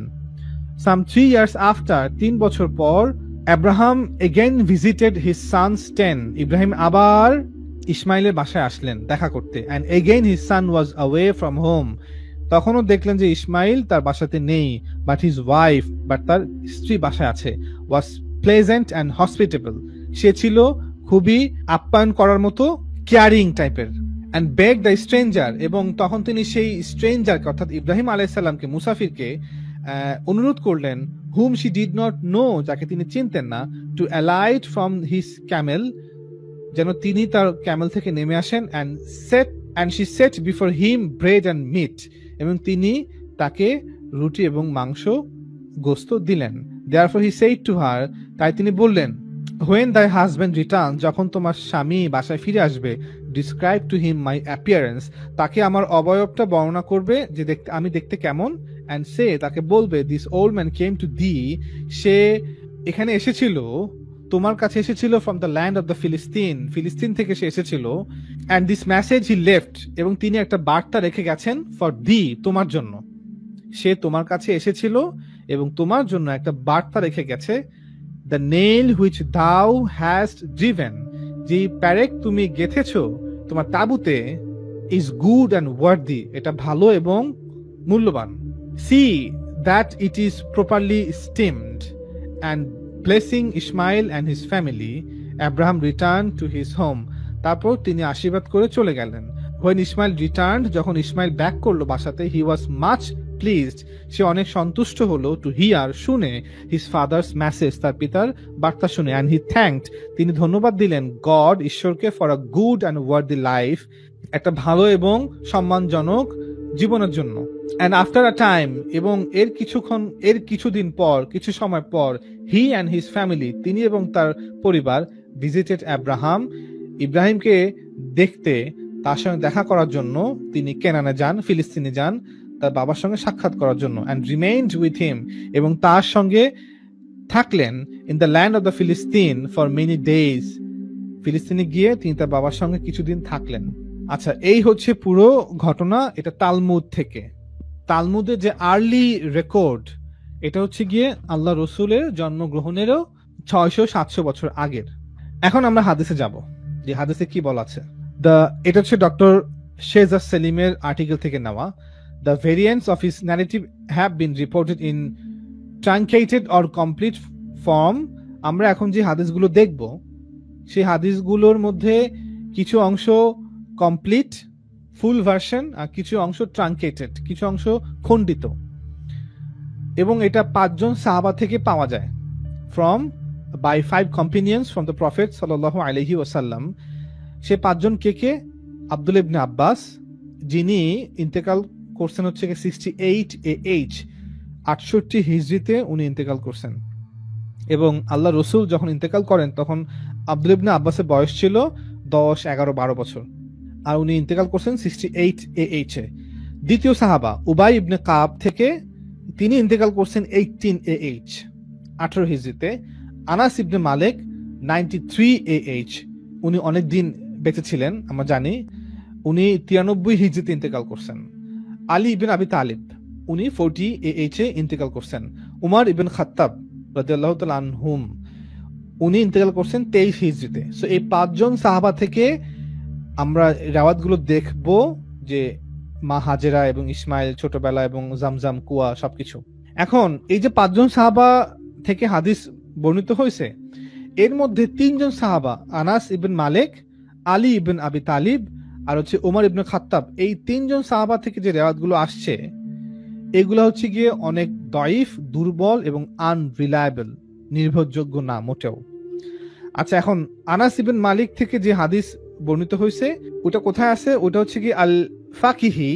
আল ফাকি একজন ব্যক্তি, উনি ইতিহাসবিদ, উনার কিতাব আখবার মক্কা, এই কিতাবের মধ্যে উনি আনাস ইবনে মালিকের বরাতে একটা রাওয়াত নিয়ে আসছে। এবং ইবনে আসাকির ওনার কিতাব তারিখে মাদিনা দামেস্ক, তারিখে মাদিনা দামেস্ক, যেটাকে সবাই তারিখে দামেস্ক বলে। সো এই দুইটা কিতাবের মধ্যে আনাস ইবনে মালিকের রাওয়াতটা পাওয়া যায়, বাট সেটা চেইন অনেক দুর্বল। কেন আমরা একটু পর আলোচনা করব। আলী ইবনে আবি তালিবের রাওয়াতটা পাওয়া যায় বাই আল আজরাকির কিতাব আখবারে মাক্কা, আর আল ফাকিহির কিতাব তারিখে মাক্কাতে পাওয়া যায়। আর উমর ইবনে খাত্তাবের রাওয়াতটা পাওয়া যায় আল ফাকিহি লেখা আখবারে মাক্কাতে। আমরা এখন এই 3টা রাওয়াত নিয়ে কথা বলবো, আনাস বিন মালিক, আলী ইবনে আবি তালিব, উমর ইবনে খাত্তাব, এবং এই 3 জনের রাওয়াতটা পাওয়া যায় কোথায় কোথায় আমরা এখন বললাম এই কিতাবগুলোতে পাওয়া যায়, এবং এগুলো খুবই দুর্বল। কেন? In the narrative reported by Anas bin Malik, Anas bin Malik যে ঘটনা বর্ণনা করছেন ইসমাইল এবং হাজের এবং জামজাম কুয়া নিয়ে, অল ভেরিয়েন্স, যতগুলো ভার্সন আছে আনাস বিন মালিক থেকে, আর reported from him by Said ibn Maisara, Said ibn Maisara থেকে বর্ণিত হয়েছে, হু ইজ এক্সট্রিমলি উইক, যাকে মুহাদ্দিসরা চরমভাবে মানে প্রচন্ড দুর্বল রাবি বর্ণনা করছেন। And in the opinion of আল হাকিমের মতে, হি ফ্যাব্রিকেটস ন্যারেটিভস, সে হাদিস জাল করে। ফ্রম আনাস ইবন মালিক, অর্থাৎ আল হাকিম উনি বলেছেন যে আনাস ইবন মালিক থেকে যে রাওয়াতগুলো সাইদ ইবন মাইসারা রাওয়াত করছেন, সেগুলো ফ্যাব্রিকেটেড। ফর ডিটেল যদি প্রমাণ লাগে, এটা জাস্ট ডক্টর শেজার সেলিম উনি ওনার যে রেফারেন্স দিয়েছেন, এটা হচ্ছে গিয়ে আব্দুর রহমান ইবন মুহাম্মদ ইবন ইদ্রিস ইবন আদি ইবন আবি হাতিম, উনার লেখা আল জারহ ওয়া তা'দিল, এই কিতাবের মধ্যে আল হাকিম উনি বলছেন যে সাইদ ইবন মাইসারা যে রাওয়াত করছেন আনাস বিন মালিক থেকে, যে রাওয়াতগুলো সেগুলো ফ্যাব্রিকেটেড, সেগুলো কি বলে জাল। তারপরে এখন দ্বিতীয় সাহাবাকে আলী ইবনে আবি তালিব। আলী ইবন আবি তালিবের যে রাওয়াতগুলো পাওয়া যায় সবগুলো ভেরিয়েন্ট, সবগুলো তুর্ক পাওয়া যায় ওসমান ইবন আমর ইবন শাস থেকে আর মোহাম্মদ ইবন আবান ইবন সালিহ থেকে। এই 2 জন ব্যক্তি থেকেই মূলত রাওয়াতগুলো পাওয়া যায়, যেগুলো হযরত আলী থেকে আসছে। আর এই 2 জন ব্যক্তি সম্পর্কে কি বলা হয়েছে? তারা হচ্ছে গিয়ে অত্যন্ত দুর্বল রাবি। আচ্ছা, এখন ওসমান ইবন আমর সম্পর্কে, যে ওসমান ইবন আমর যে দুর্বল রাবি, এই সম্পর্কে কোথায় বলা আছে? আবু আল হাজ্জাজ ইউসুফ ইবন আল জাকি আল মিজির কিতাব তাদিব আল কামাল ফি আসমা আর রিজাল কিতাবের মধ্যে উনি বলছেন যে ওসমান ইবন আমর ইবন শাজ হচ্ছে গিয়ে দুর্বল রাবি। আর আয-যাহাবী উনি ওনার কিতাব মিজান আল ইতিদালের মধ্যে বলছেন যে মোহাম্মদ ইবন আবান ইবন সালিহ সে হচ্ছে গিয়ে দুর্বল রাবি। আচ্ছা, এবার ওমর ইবনে খাত্তাব রাদিয়াল্লাহু তাআলা আনহু থেকে যে রাওয়াতগুলো পাওয়া যায়, সেই রাওয়াতগুলো হচ্ছে গিয়ে ব্রোকেন, সেটা কাটা চেইনটা হচ্ছে কাটা, এবং সেখানে যে রাবি আছে সেটা হচ্ছে ওসমান ইবন আমর ইবন শাজ, ওই সেই যেই ব্যক্তি আলী থেকে রাওয়াত করছেন, সো তিনি হচ্ছে দুর্বল রাবি। সো এই যেই কারণে আনাস ইবন মালিক, আলী ইবন আবি তালিব, ওমর বিন খাত্তাবে তিনজন থেকে যে রাওয়াত পাওয়া যায় এগুলো অত্যন্ত দুর্বল এবং আনরিলায়েবল সোর্স। তাহলে বাকি থাকে কে? বাকি থাকে আব্দুল্লাহ ইবনে আব্বাস এবং উবাই ইবনে কাব। Scholars have generally accepted the ones reported by Abdullah ibn Abbas এবং উবাই ইবনে কাব। আমাদের মুহাদ্দিসরা মূলত ইবনে আব্বাস থেকে এবং উবাই ইবনে কাব থেকে যে রাওয়াতগুলো গ্রহণ করা হয়েছে এই ঘটনার বিষয়ে, সেগুলাকে গ্রহণ করছেন। আচ্ছা, it may be noted that in some variants Abdullah ibn Abbas reports directly from Prophet। কোন কোন রাওয়াতে আব্দুল্লাহ ইবনে আব্বাস সরাসরি আল্লাহ রসুল থেকে রাওয়াত করছেন, আর কোন কোন রাওয়াতে উনি উবাই ইবনে কাব থেকে শুনে রাওয়াত করছেন। উবাই ইবনে কাব হচ্ছে একজন সাহাবী, সিনিয়র সাহাবী, সো ওনার থেকে শুনে উনি রাওয়াত করছেন।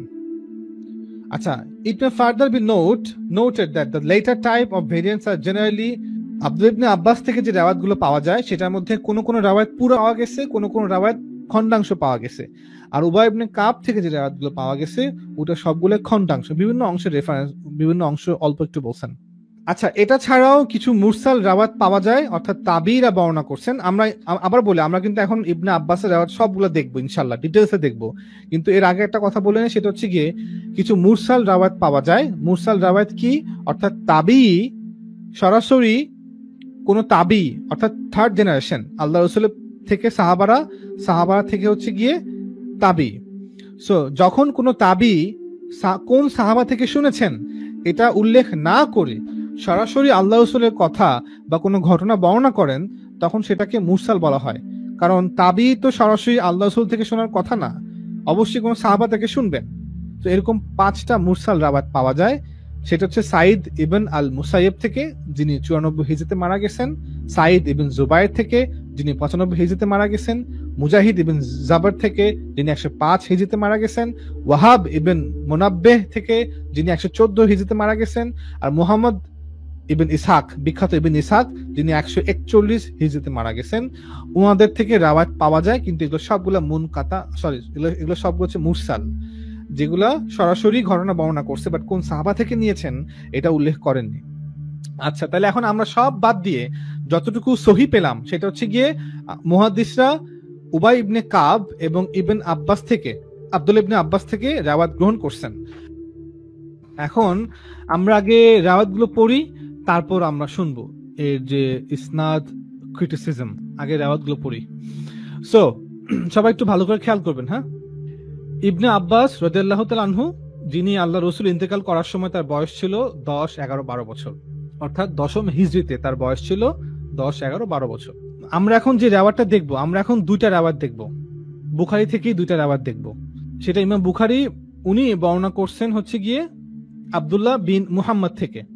আব্দুল্লাহ বিন মুহাম্মদ উনি বর্ণনা করেছেন একটা আবু আমের আল আকদি থেকে, আর একটা বর্ণনা করেছেন আব্দুর রাজ্জাক থেকে।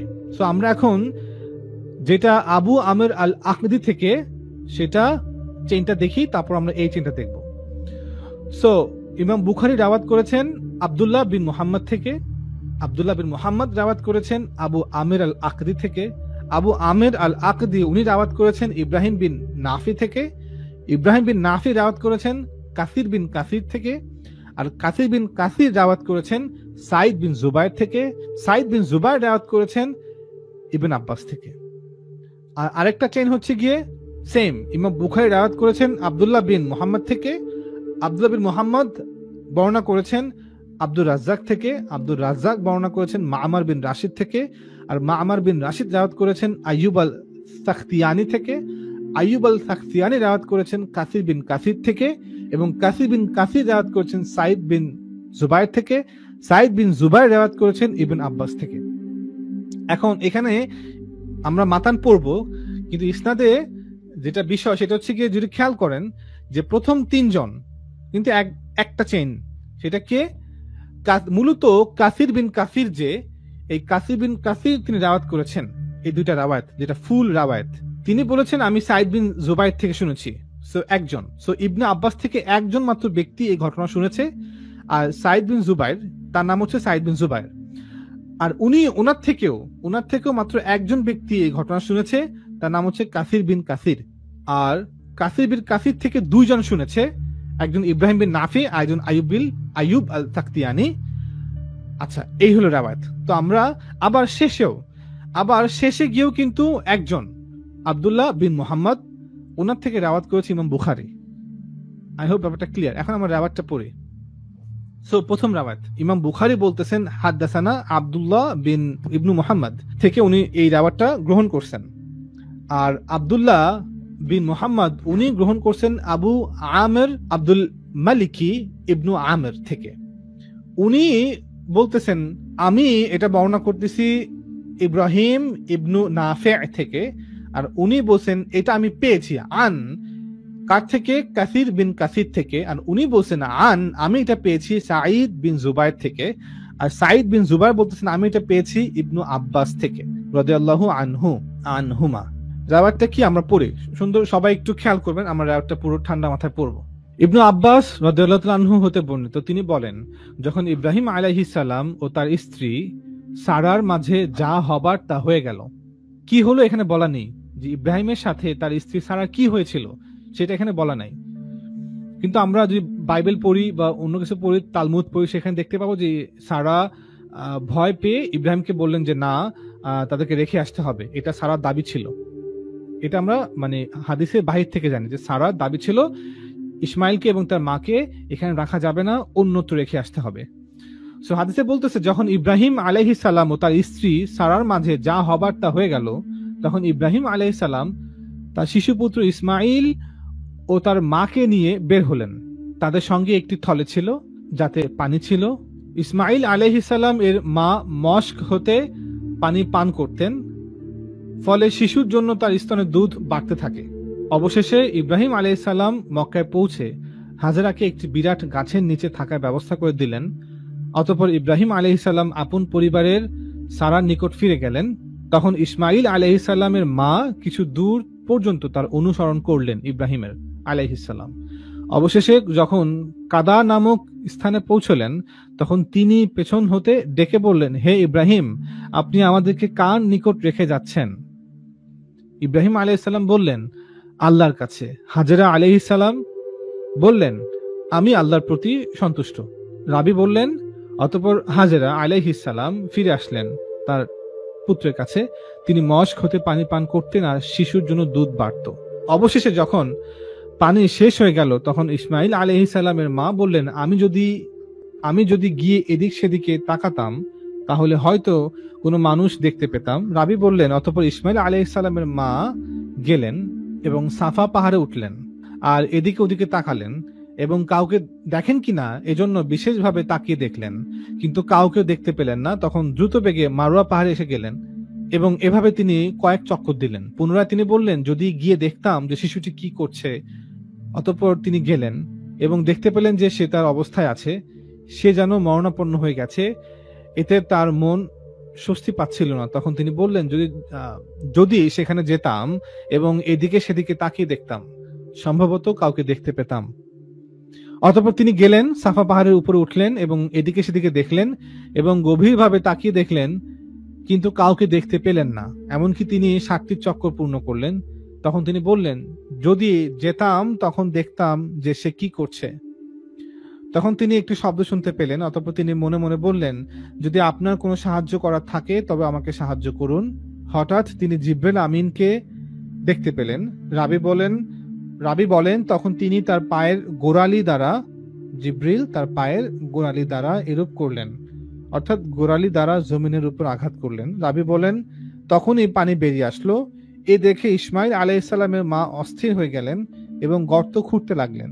রাবি বলেন, এ প্রসঙ্গে আবুল কাসিম হচ্ছে আল্লাহ রাসূল সাল্লাল্লাহু আলাইহি ওয়াসাল্লাম, ওনার একটা পুত্র ছিল কাসেম, এজন্য ওনাকে আবুল কাসেম বলা হতো যতটুকু আমি জানি। হাজরা আলাইহিস সালাম যদি একে তার অবস্থার উপর ছেড়ে দিতেন, এই পানি যে বের হচ্ছে এটাকে, তাহলে পানি আশপাশে ছড়িয়ে পড়তো। রাবি বলেন, তখন হাজরা আলাইহিস সালাম পানি পান করতে লাগলেন এবং তার সন্তানের জন্য তার দুধ বাড়তে থাকে। রাবি বলেন, অতঃপর জুরহুম গোত্রের একদল লোক উপত্যকায় নিচু ভূমি দিয়ে অতিক্রম করছিল। হঠাৎ তারা দেখলো কিছু পাখি উঠছে, তারা যেন তা বিশ্বাসই করতে পারছিল না, আর তারা বলতে লাগলো, এসব পাখি তো পানি ব্যতীত কোথাও থাকতে পারে না। তখন তারা সেখানে তাদের একজন দূত পাঠালো। তখন সেখানে গিয়ে দেখলো সেখানে পানি মজুদ আছে। তখন সে তার দলের লোকদের নিকট ফিরে আসলো এবং তাদেরকে সংবাদ দিল। অতঃপর তারা হাজরা ইসলামের নিকট এসে বলল, হে ইসমাইলের মা, আপনি কি আমাদেরকে আপনার নিকট থাকা অথবা রাবি বলেছেন আপনার নিকট বসবাস করার অনুমতি দিবেন? হাজরা আলাইহিস সালাম তাদেরকে বসবাসের অনুমতি দিলেন এবং এভাবে অনেক দিন কেটে গেল। অতঃপর তার ছেলে প্রাপ্তবয়স্ক হলো, তখন তিনি ইসমাইল আলাইহিস সালাম জুরহুম গোত্রের একটি মেয়েকে বিয়ে করলেন। রাবি বলেন, পুনরায় ইব্রাহিম আলাইহিস সালামের মনে জাগলো। তখন তিনি তার স্ত্রীকে সারাকে বললেন, কি জাগলো? মানে তার ছেলে কথা মনে পড়লো। তখন তিনি তার স্ত্রী সারাকে বললেন, আমি আমার পরিত্যক্ত পরিজনের অবস্থা সম্পর্কে খবর নিতে চাই। রাবি বলেন, অতঃপর তিনি আসলেন এবং সালাম দিলেন। তিনি জিজ্ঞেস করলেন, ইসমাইল কোথায়?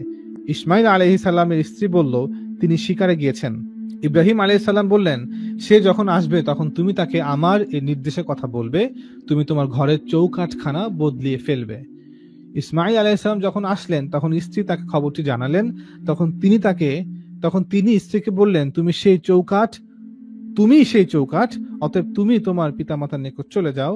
রাবি বলেন, অতঃপর ইব্রাহিম আলাইহিস সালামের আবার মনে পড়ল। তখন তিনি তার স্ত্রী সারাকে বললেন, আমি আমার নির্বাসিত পরিবারের খবর নিতে চাই। অতঃপর তিনি সেখানে আসলেন এবং জিজ্ঞেস করলেন, অর্থাৎ মক্কা আসলেন, জিজ্ঞেস করলেন, ইসমাইল কোথায়? ইসমাইল আলাইহিস সালামের স্ত্রী বলল, তিনি শিকারে গিয়েছেন। পুত্রবধূ তাকে বললেন, আপনি কি আমাদের এখানে অবস্থান করবেন না? কিছু পানাহার করবেন না? তখন ইব্রাহিম আলাইহিস সালাম বললেন, তোমাদের খাদ্য এবং পানীয় কি? স্ত্রী বলল, আমাদের খাদ্য হলো গোশত আর পানীয় হলো পানি। তখন ইব্রাহিম আলাইহিস সালাম দোয়া করলেন, হে আল্লাহ, তাদের খাদ্য এবং পানীয় দ্রব্যের মধ্যে বরকত দিন। রাবি বলেন, আবুল কাসেম সাল্লাল্লাহু আলাইহি ওয়াসাল্লাম বলেন, ইব্রাহিম আলাইহিস সালামের দোয়ার কারণে বরকত রয়েছে, দোয়ার কারণেই বরকত রয়েছে। রাবি বলেন, আবার কিছুদিন পর ইব্রাহিম আলাইহিস সালামের মনে তার নির্বাসিত পরিজনের কথা জাগলো। তখন তিনি তার স্ত্রী সারাকে বললেন, আমি আমার পরিত্যক্ত পরিজনের খবর নিতে চাই। অতঃপর তিনি এলেন এবং ইসমাইল আলাইহিস সালামের দেখা পেলেন। তিনি জমজম কূপের পিছনে বসে তার একটি তীর মেরামত করছেন। তখন ইব্রাহিম আলাইহিস সালাম ডেকে বললেন, হে ইসমাইল, তোমার রব তার জন্য একটি ঘর নির্মাণ করতে আমাকে নির্দেশ দিয়েছেন। ইসমাইল আলাইহিস সালাম বললেন, আপনার রবের নির্দেশ পালন করুন। ইব্রাহিম আলাইহিস সালাম বললেন, তিনি আমাকে এও নির্দেশ দিয়েছেন যে তুমি যেন আমাকে এই বিষয়ে সহায়তা করো। ইসমাইল আলাইহিস সালাম বললেন, তাহলে আমি তা করব। অথবা তিনি অনুরূপ কিছু বলেছিলেন। অতঃপর উভয়ে উঠে দাঁড়ালেন। ইব্রাহিম আলাইহিস সালাম ইমারত বানাতে লাগলেন আর ইসমাইল আলাইহিস সালাম তাকে পাথর এনে দিতে লাগলেন। আর তারা উভয়ে দোয়া করছিলেন, হে আমাদের রব, আপনি আমাদের এই কাজ কবুল করুন, আপনি তো সবকিছু শুনেন, জানেন। রাবি বলেন, এরই মধ্যে প্রাচীর উঁচু হয়ে গেল আর বৃদ্ধ ইব্রাহিম আলাইহিস সালাম এতটা উঠতে দুর্বল হয়ে পড়লেন। তখন তিনি মাকামে ইব্রাহিমের পাথরের উপর দাঁড়ালেন। ইসমাইল আলাইহিস সালাম তাকে পাথর এগিয়ে দিতে লাগলেন আর উভয়ে এ দোয়া পড়তে লাগলেন, হে আমাদের রব, আপনি আমাদের এই কাজটুকু কবুল করুন, নিঃসন্দেহে আপনি সবকিছু শুনেন ও জানেন। এবার আমরা আরেকটা রাওয়াত দেখব। এটা ছিল বুখারীর 3365 আর এটা হচ্ছে বুখারীর 3364 নাম্বার হাদিস। এটা রাবি হচ্ছে গিয়ে সেম, আমরা বললাম না যে রাবি একজনই, এই আব্দুল্লাহ বিন মুহাম্মদ। আগেরটাও আব্দুল্লাহ বিন মুহাম্মদ থেকে রাওয়াত করেছেন আর এখন যেটা পড়বো সেটা আব্দুল্লাহ বিন মুহাম্মদ। উনি এটা বর্ণনা করেছেন আব্দুর রাজ্জাক থেকে। আব্দুর রাজ্জাক উনি বর্ণনা করেছেন মাআমার থেকে। উনি নিয়েছেন আইয়ুব সাখতিয়ানি থেকে। উনি এটা গ্রহণ করছেন ওয়া কাসির বিন আল মুত্তালিব থেকে। আর উনি এটা আন সাইদ বিন জুবাইর থেকে, সাইদ বিন জুবাইর ইবনু আব্বাস থেকে। রাওয়াতটা এটা একটু বড়, আমরা পুরোটা পড়ব। ইবনু আব্বাস রাদিয়াল্লাহু তাআলা আনহু বলেন, নারী জাতি সর্বপ্রথম কোমর বন্ধ বানানো শিখেছে ইসমাইল আলাইহিস সালামের মায়ের নিকট থেকে। হাজরা আলাইহিস সালাম কোমর বন্ধ লাগাতেন সারা আলাইহিস সালাম থেকে নিজের মর্যাদা গোপন রাখার জন্য। অতঃপর ইব্রাহিম আলাইহিস সালাম ও হাজেরা আলাইহিস সালাম এবং তার শিশু ছেলে ইসমাইল আলাইহিস সালামকে সঙ্গে নিয়ে বের হলেন। এই অবস্থায় যে হাজেরা আলাইহিস সালাম শিশুকে দুধ পান করাতেন। অবশেষে যেখানে কাবাঘর অবস্থিত, ইব্রাহিম আলাইহিস সালাম তাদের উভয়কে সেখানে নিয়ে এসে মসজিদের উঁচু অংশে জমজম কূপের উপরে অবস্থিত একটি বিরাট গাছের নিচে তাদেরকে রাখলেন। তখন মক্কায় না ছিল কোনো মানুষ, না ছিল কোনো পানির ব্যবস্থা। পরে তিনি তাদেরকে সেখানে রেখে গেলেন। আর এছাড়া তিনি তাদের নিকট রেখে গেলেন একটি থলের মধ্যে কিছু খেজুর আর একটি মশকে কিছু পরিমাণ পানি। সো আগের রাওয়াত থেকে এই রাওয়াতে ডিটেলসে কিছু অতিরিক্ত কথা আছে যেটা আগের রাওয়াতে নেই। আর আগের রাওয়াতে কি বলা শুরু হয়েছে, কি রাওয়াত দিয়ে, যে যখন ইব্রাহিম আলাইহিস সালাম এবং তার স্ত্রী সারার মাঝে যা হবার তা হলো। এই রাওয়াতের মধ্যে এটা নাই।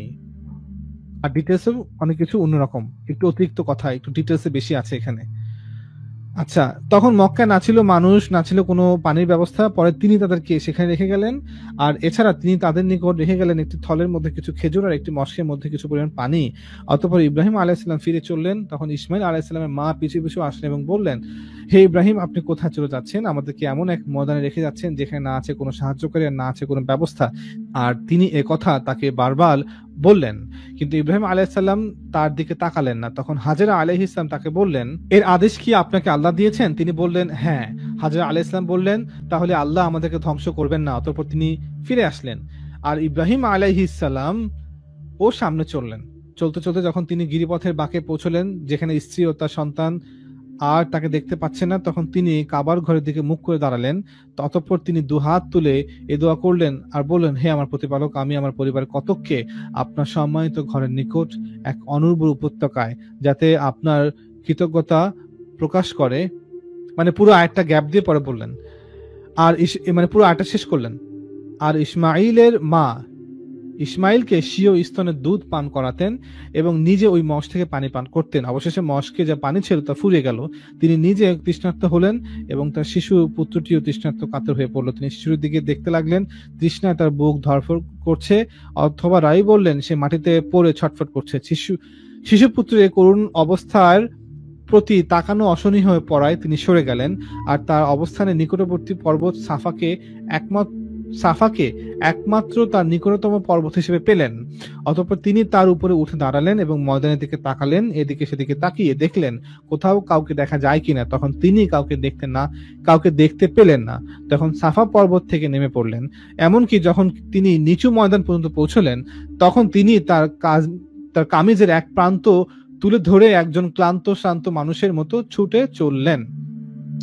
সবাই খেয়াল করবেন যে এই রাওয়াতে কিন্তু ডিটেলস বেশি আছে, যদিও রাবি একজনই, যদিও এটা আব্দুল্লাহ ইবনে আব্বাস থেকে বলে নেই, রাবি কিন্তু একজনই, ইবনে আব্বাস থেকে। আমরা যে দুইটা রাওয়াত পড়তেছি, আগেরটা পড়লাম, এখন এটা পড়তেছি। সো দুজন কিন্তু, রাবি একজনই, আব্দুল্লাহ ইবনে আব্বাসী, তার থেকেও শুনছে একজনই সাইদ বিন জুবাইর, এবং তার থেকেও একজনই কাসির বিন কাসির।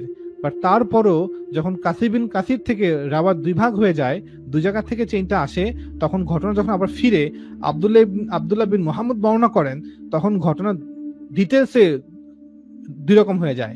এবং প্রথম রাওয়াতটার মধ্যে কি বলা আছে, যখন ইব্রাহিম আর তার স্ত্রী সারার মাঝে যা হবার তা হয়ে গেল, একটা মৌলিক পার্থক্য। তারপর তো ডিটেলসে পার্থক্য আছে। তখন সাফা পর্বত থেকে নেমে পড়লেন। এমনকি যখন তিনি নিচু ময়দান পর্যন্ত পৌঁছলেন, তখন তিনি তার কামিজের এক প্রান্ত তুলে ধরে একজন ক্লান্ত শ্রান্ত মানুষের মতো ছুটে চললেন। অবশেষে ময়দানে অতিক্রম করে মারোয়া পাহাড়ের নিকট এসে তার উপর উঠে দাঁড়ালেন। অতঃপর এদিকে সেদিকে তাকালেন কাউকে দেখতে পায় কিনা, কিন্তু কাউকে দেখতে পেলেন না। এমনি ভাবে 7 বার দৌড়াদৌড়ি করলেন। ইবনে আব্বাস রাদিয়াল্লাহু তাআলা আনহু বলেন, নবী সাল্লাল্লাহু আলাইহি ওয়াসাল্লাম বলেছেন, এজন্য মানুষ এই পর্বতদ্বয়ের মধ্যে সাই করে থাকে। সো একটা কথা আমরা পেলাম যে সাই কেন করে থাকে, এই হাদিস থেকে পেলাম, যেটা আগের রাওয়াতে নেই। অতঃপর তিনি যখন মারুয়া পাহাড়ে উঠলেন, তখন একটি শব্দ শুনতে পেলেন এবং তিনি নিজে বললেন, একটু অপেক্ষা করো। তিনি মনোযোগ দিয়ে শুনলেন। তখন তিনি বললেন, তুমি তো তোমার শব্দ শুনিয়েছো, যদি তোমার নিকট কোনো সাহায্যকারী থাকে। হঠাৎ যেখানে জমজম কূপ অবস্থিত, সেখানে তিনি একজন ফেরেশতা দেখতে পেলেন। সেই ফেরেশতা আপন পায়ের গোড়ালি দ্বারা আঘাত করলেন, অথবা তিনি বলেছেন আপন ডানা দিয়ে আঘাত করলেন, ফলে পানি বের হতে লাগলো। তখন হাজেরা আলাইহিস সালাম এর চারপাশে চারপাশে নিজ হাতে বাঁধ দিয়ে এক হাউজের মতো করে দিলেন, একটা হাউজের মতো করে চারদিক থেকে মাটি দিয়ে ঘেরাও করে দিলেন এবং হাতের কোষ ভরে মস্কটিতে পানি ভরতে লাগলেন। তখনও পানি উপচে উঠছিল। ইবনু আব্বাস রাদিয়াল্লাহু আনহু বলেন, নবী সাল্লাল্লাহু আলাইহি ওয়াসাল্লাম বলেছেন, ইসমাইলের মাকে আল্লাহ রহম করুন, যদি তিনি বাঁধ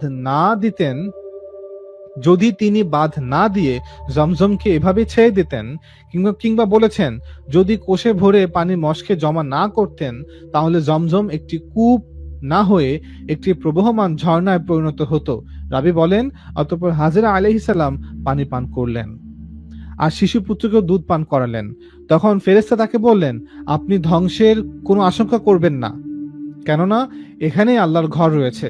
সো আবারও খেয়াল করবেন যে আমরা যে আগের রাওয়াতটা পড়লাম আর এই রাওয়াতটা পড়লাম, এটা জায়গায় জায়গায় ঘটনা আকপিজ বা মাঝখানে ঘটনা উল্লেখ নাই, অথবা ডিটেলস প্রচুর আছে, ডিটেলসে প্রচুর তথ্য অ্যাড করা আছে। কেননা এখানে আল্লাহর ঘর রয়েছে, এই শিশুটি এবং তার পিতা দুজনে মিলে এখানে ঘর নির্মাণ করবে এবং আল্লাহ তার আপনজনকে কখনো ধ্বংস করেন না। ওই সময় আল্লাহর ঘরের স্থানটি জমিন থেকে টিলার মতো উঁচু ছিল, বন্যা আসার ফলে তার ডানে বামে ভেঙে যাচ্ছিল। অতঃপর হাজেরা আলাইহিস সালাম এভাবেই দিন যাপন করছিলেন। অবশেষে জুরহুম গোত্রের একদল লোক তাদের কাছে দিয়ে অতিক্রম করছিল। তখন রাবি বলেন, জুরহুম পরিবারের কিছু লোক কাদা নামক উঁচু ভূমির পথ ধরে এদিকে আসছিল। তারা মক্কায় নিচু ভূমিতে অবতরণ করলো এবং তারা দেখতে পেল এক ঝাঁক পাখি চক্রাকারে উঠছে। তখন তারা বলল, নিশ্চয়ই এই পাখিগুলো পানির উপরে উঠছে। আমরা এই ময়দানের পথ হয়ে বহুবার অতিক্রম করেছি, কিন্তু এখানে কোনো পানি ছিল না। তখন তারা একজন কি দুজন লোক সেখানে পাঠালেন। তারা সেখানে গিয়ে পানি দেখতে পেল। তারা সেখান থেকে ফিরে এসে সকলকে পানির সংবাদ দিল। সংবাদ শুনে সবাই সেদিকে অগ্রসর হলো। রাবি বলেন, ইসমাইল আলাইহিস সালামের মা পানির নিকট ছিলেন। তারা তাকে বলল, আমরা আপনার নিকটবর্তী স্থানে বসবাস করতে চাই, আপনি আমাদেরকে অনুমতি দিবেন কি? তিনি জবাব দিলেন, হ্যাঁ, তবে এ পানির উপর তোমাদের কোনো অধিকার থাকবে না। তারা হ্যাঁ বলে তাদের মত প্রকাশ করলো। ইবনু আব্বাস রাদিয়াল্লাহু আনহু বলেন, নবী সাল্লাল্লাহু আলাইহি ওয়াসাল্লাম বলেছেন, এই ঘটনা ইসমাইলের মাকে একটি সুযোগ এনে দিল, আর তিনিও মানুষের সাহচর্য চেয়েছিলেন। অতঃপর তারা সেখানে বসতি স্থাপন করলো এবং তাদের পরিবার পরিজনের নিকটও সংবাদ পাঠালো। তারপর তারাও এসে তাদেরও সাথে বসবাস করতে লাগলো। পরিশেষে সেখানে তাদেরও কয়েকটি পরিবারে বসতি স্থাপিত হলো। আর ইসমাইলও যৌবনে উপনীত হলেন এবং তাদের থেকে আরবি ভাষা শিখলেন।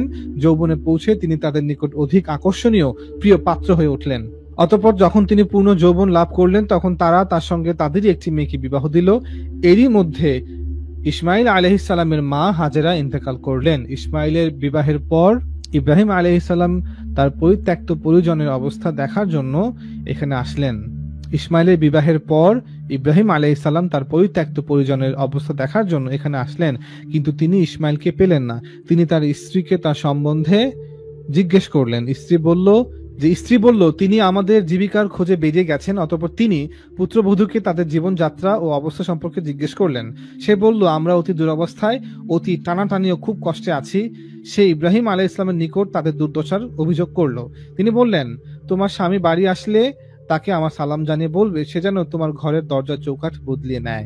অতঃপর যখন ইসমাইল আলাইহিস সালাম বাড়ি আসলেন, তখন তিনি যেন কিছুটা আভাস পেলেন। তখন তিনি তার স্ত্রীকে বললেন, তোমাদের নিকট কেউ কি এসেছিল? স্ত্রী বললেন, হ্যাঁ, এমন এমন আকৃতির একজন বৃদ্ধ লোক এসেছিলেন এবং আমাকে আপনার সম্বন্ধে জিজ্ঞেস করেছিলেন। আমি তাকে আপনার সংবাদ দিলাম। তিনি আমাকে আমাদের জীবনযাত্রা সম্পর্কে জিজ্ঞেস করলেন। আমি তাকে জানালাম আমরা খুব কষ্ট ও অভাবে আছি। ইসমাইল আলাইহিস সালাম জিজ্ঞেস করলেন, তিনি কি তোমাকে কোনো নসিহত করেছেন? স্ত্রী বললেন, হ্যাঁ, তিনি আমাকে নির্দেশ দিয়েছেন আমি যেন আপনাকে তার সালাম পৌঁছাই, এবং তিনি আরো বলেছেন আপনি যেন আপনার ঘরের দরজার চৌকাঠ বদলিয়ে ফেলেন। ইসমাইল আলাইহিস সালাম বললেন, ইনি আমার পিতা, এই কথা দ্বারা তিনি আমাকে নির্দেশ দিয়ে গেছেন আমি যেন তোমাকে পৃথক করে দেই, অতএব তুমি তোমার আপন জনের নিকট চলে যাও। একথা বলে ইসমাইল আলাইহিস সালাম তাকে তালাক দিয়ে দিলেন এবং ওই লোকদের থেকে অন্য একটি মেয়েকে বিবাহ করলেন। অতঃপর ইব্রাহিম আলাইহিস সালাম এদের থেকে দূরে রইলেন আল্লাহ যতদিন চাইলেন। অতঃপর তিনি আবার এদের দেখতে আসলেন, কিন্তু এবারও তিনি ইসমাইল আলাইহিস সালাম দেখা পেলেন না। তিনি পুত্রবধূর নিকট উপস্থিত হলেন এবং তাকে ইসমাইল আলাইহিস সালাম সম্পর্কে জিজ্ঞেস করলেন। সে বলল, তিনি আমাদের খাবারের খোঁজে বেরিয়ে গেছেন। ইব্রাহিম আলাইহিস সালাম জিজ্ঞেস করলেন, তোমরা কেমন আছো? তিনি তাদের জীবনযাপন ও অবস্থা জানতে চাইলেন। তখন সে বলল, আমরা ভালো এবং সচ্ছল অবস্থায় আছি। আর সে আল্লাহর প্রশংসা করলো। ইব্রাহিম আলাইহিস সালাম জিজ্ঞেস করলেন, তোমাদের প্রধান খাদ্য কি? সে বলল, গোশত। তিনি আবার জানতে চাইলেন, তোমাদের পানীয় কি? সে বলল, পানি। ইব্রাহিম আলাইহিস সালাম দোয়া করলেন, হে আল্লাহ, তোমার তাদের গোশত ও তাদের পানিতে বরকত দিন। নবী আলাইহিস সালাম বললেন, ওই সময় তাদের সেখানে খাদ্যশস্য উৎপাদন হতো না। যদি হতো তাহলে ইব্রাহিম আলাইহিস সালাম সে বিষয়েও তাদের জন্য দোয়া করতেন।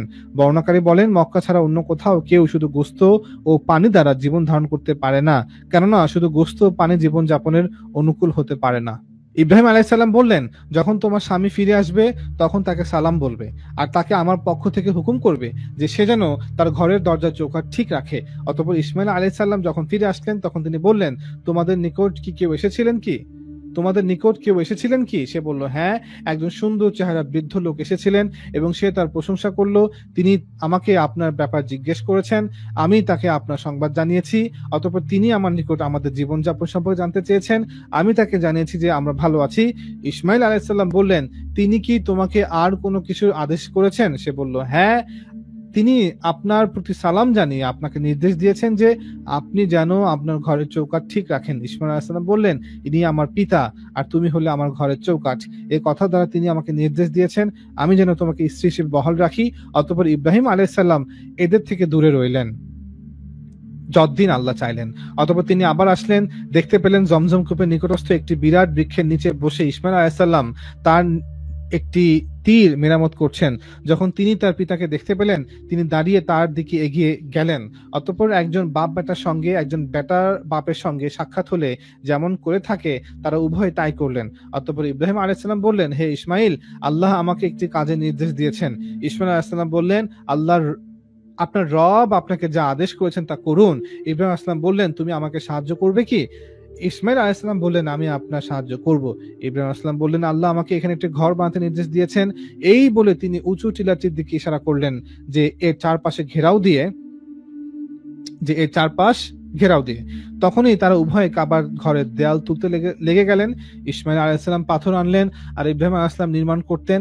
পরিশেষে যখন দেয়াল উঁচু হয়ে গেল তখন ইসমাইল আলাইহিস সালাম মাকামে ইব্রাহিমের নামে খ্যাত পাথরটি আনলেন এবং ইব্রাহিম আলাইহিস সালাম এর জন্য তার যথাস্থানে রাখলেন। ইব্রাহিম আলাইহিস সালাম তার উপর দাঁড়িয়ে নির্মাণ কাজ করতে লাগলেন আর ইসমাইল আলাইহিস সালাম তাকে পাথর যোগান দিয়ে থাকেন।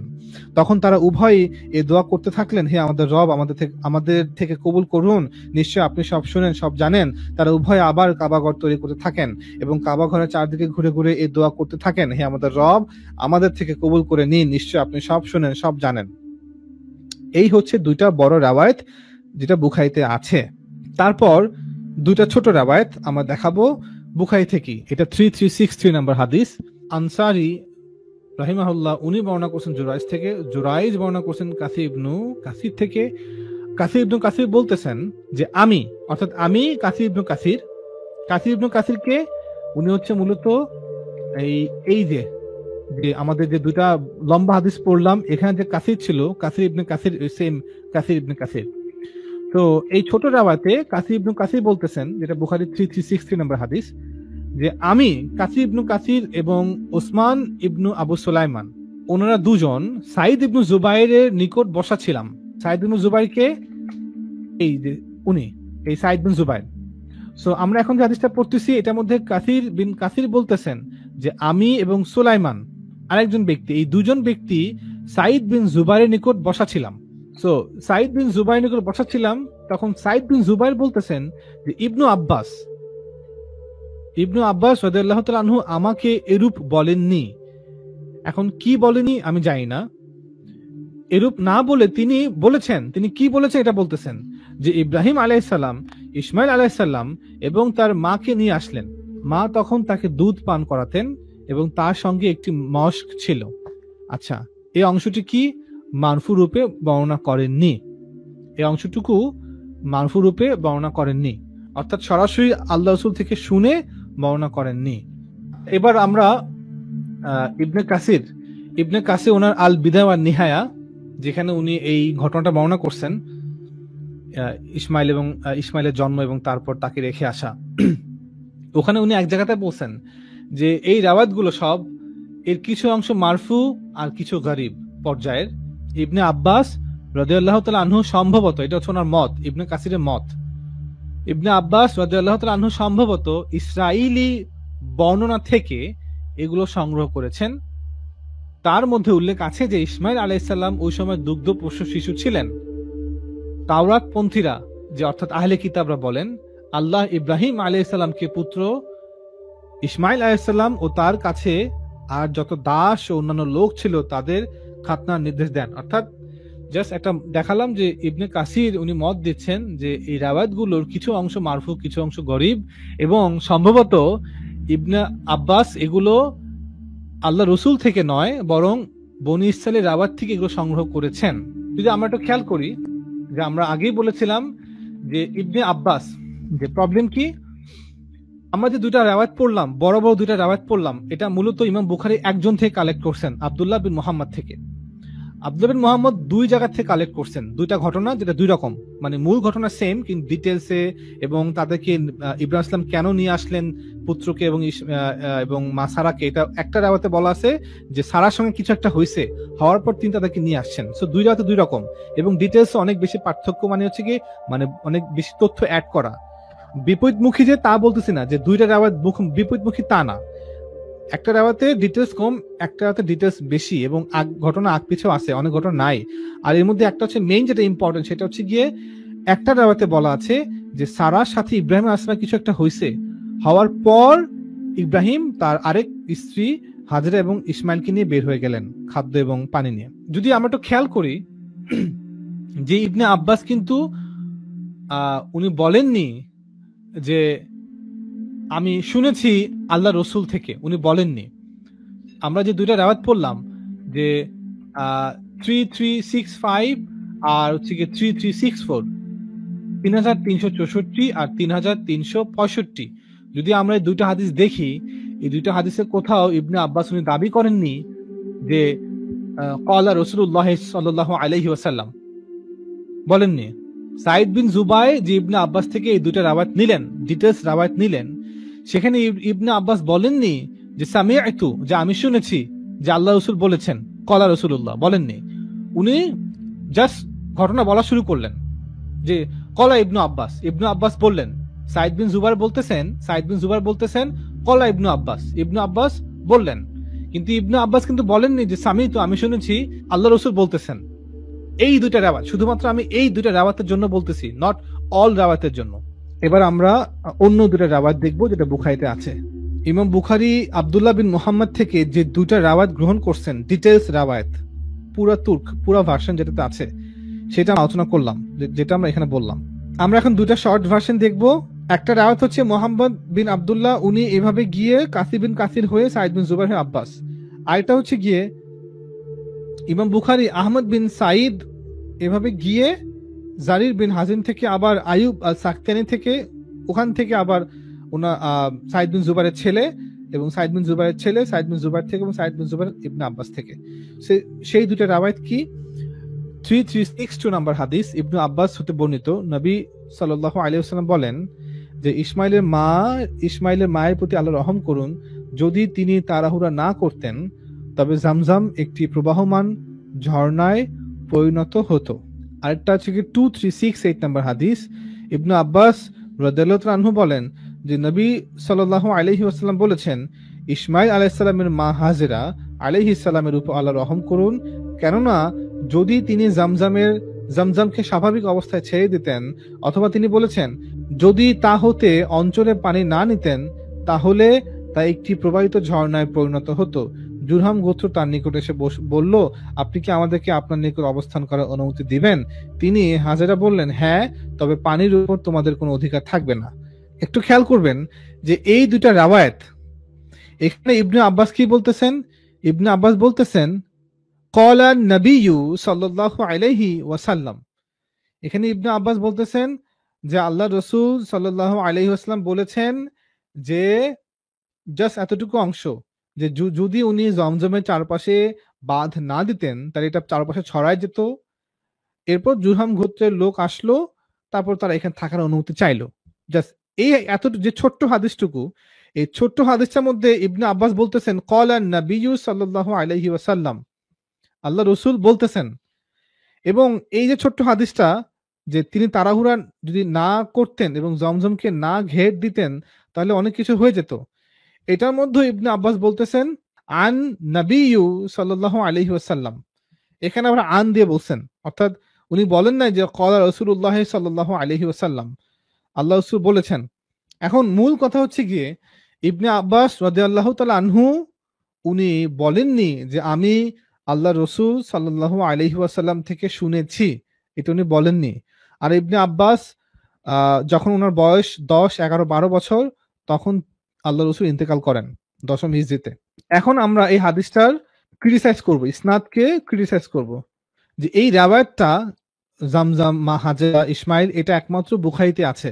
বুখারী ছাড়া বাকি যে 5টা কিতাব, আমাদের যে সিয়াসিত্তার যে 6টা কিতাবের মধ্যে, বাকি 5টার মধ্যে এটা নেই। আচ্ছা, দ্য বেসিক ক্রিটিক, একদম যে বেসিক যে সমালোচনা, critique on the chain of narration, এই চেইনের মধ্যে যে বেসিক একটা ক্রিটিসিজম, সেটা হচ্ছে গিয়ে it can not be reasonably established if Said bin Jubair actually heard this narrative from Abdullah bin Abbas. এই যে যতগুলো হাদিস বুখারীতে আছে সবগুলাই এই সাইদ বিন জুবাইর হয়ে, সবগুলা, বড় দুইটাও সাইদ বিন জুবাইর থেকে, কাসিবিন কাসির সেখান থেকে 2 ভাগ গেছে, কিন্তু মূল রাবি হচ্ছে সাইদ বিন জুবাইর। বড় দুইটা হাদিসের রাবি, মূল রাবি সাইদ বিন জুবাইর, ছোটগুলাও সাইদ বিন জুবাইর যে বুখারীতে আসছে। এখন এই সাইদ বিন জুবাইরকে নিয়ে সমালোচনা, সেটা হচ্ছে গিয়ে উনি একটা হাদিসের মধ্যে বলেননি যে আমি ইবনে আব্বাসকে বলতে শুনেছি, এটা উনি বলেননি। উনি শুধু বলছেন আন আন ইবনু আব্বাস। এটার মধ্যেও যে 3365 এও আন ইবনু আব্বাস, আর 3364 এর মধ্যেও কলা ইবনু আব্বাস, যে ইবনু আব্বাস বলতেছেন। সো এখন আমরা সাইদ বিন জুবারকে টার্গেট করে সমালোচনা করব। এই ব্যাপারে শাব্বির আহমেদ আজহার মারাঠি, উনি ওনার কিতাব সাহি বুখারিকা মুতাআলা, সহি বুখারীর মুতাআলা, আর সেলিব্রেটেড হাদিস স্কলার, উনি একজন ভারতে একজন হাদিস স্কলার ফ্রম দ্য সাবকন্টিনেন্ট, ভারতবর্ষ থেকে, observes that in the corpus of হাদিস, হাদিসের কিতাবগুলোর মধ্যে there are many narratives, অনেক রাওয়ায়াত আছে which Saeed bin Jubair has directly heard from ইবনে আব্বাস, যেখানে সাইদ বিন জুবাইর দাবি করতেছে যে তিনি ইবনে আব্বাস থেকে সরাসরি শুনেছেন, and others which he has not directly heard from him, এবং অন্যগুলো তিনি সরাসরি ইবনে আব্বাস থেকে শুনেননি, but has in fact heard from people, তিনি অন্য মানুষ থেকে শুনেছেন, who heard them from ইবনে আব্বাস, যারা ইবনে আব্বাস থেকে শুনেছেন।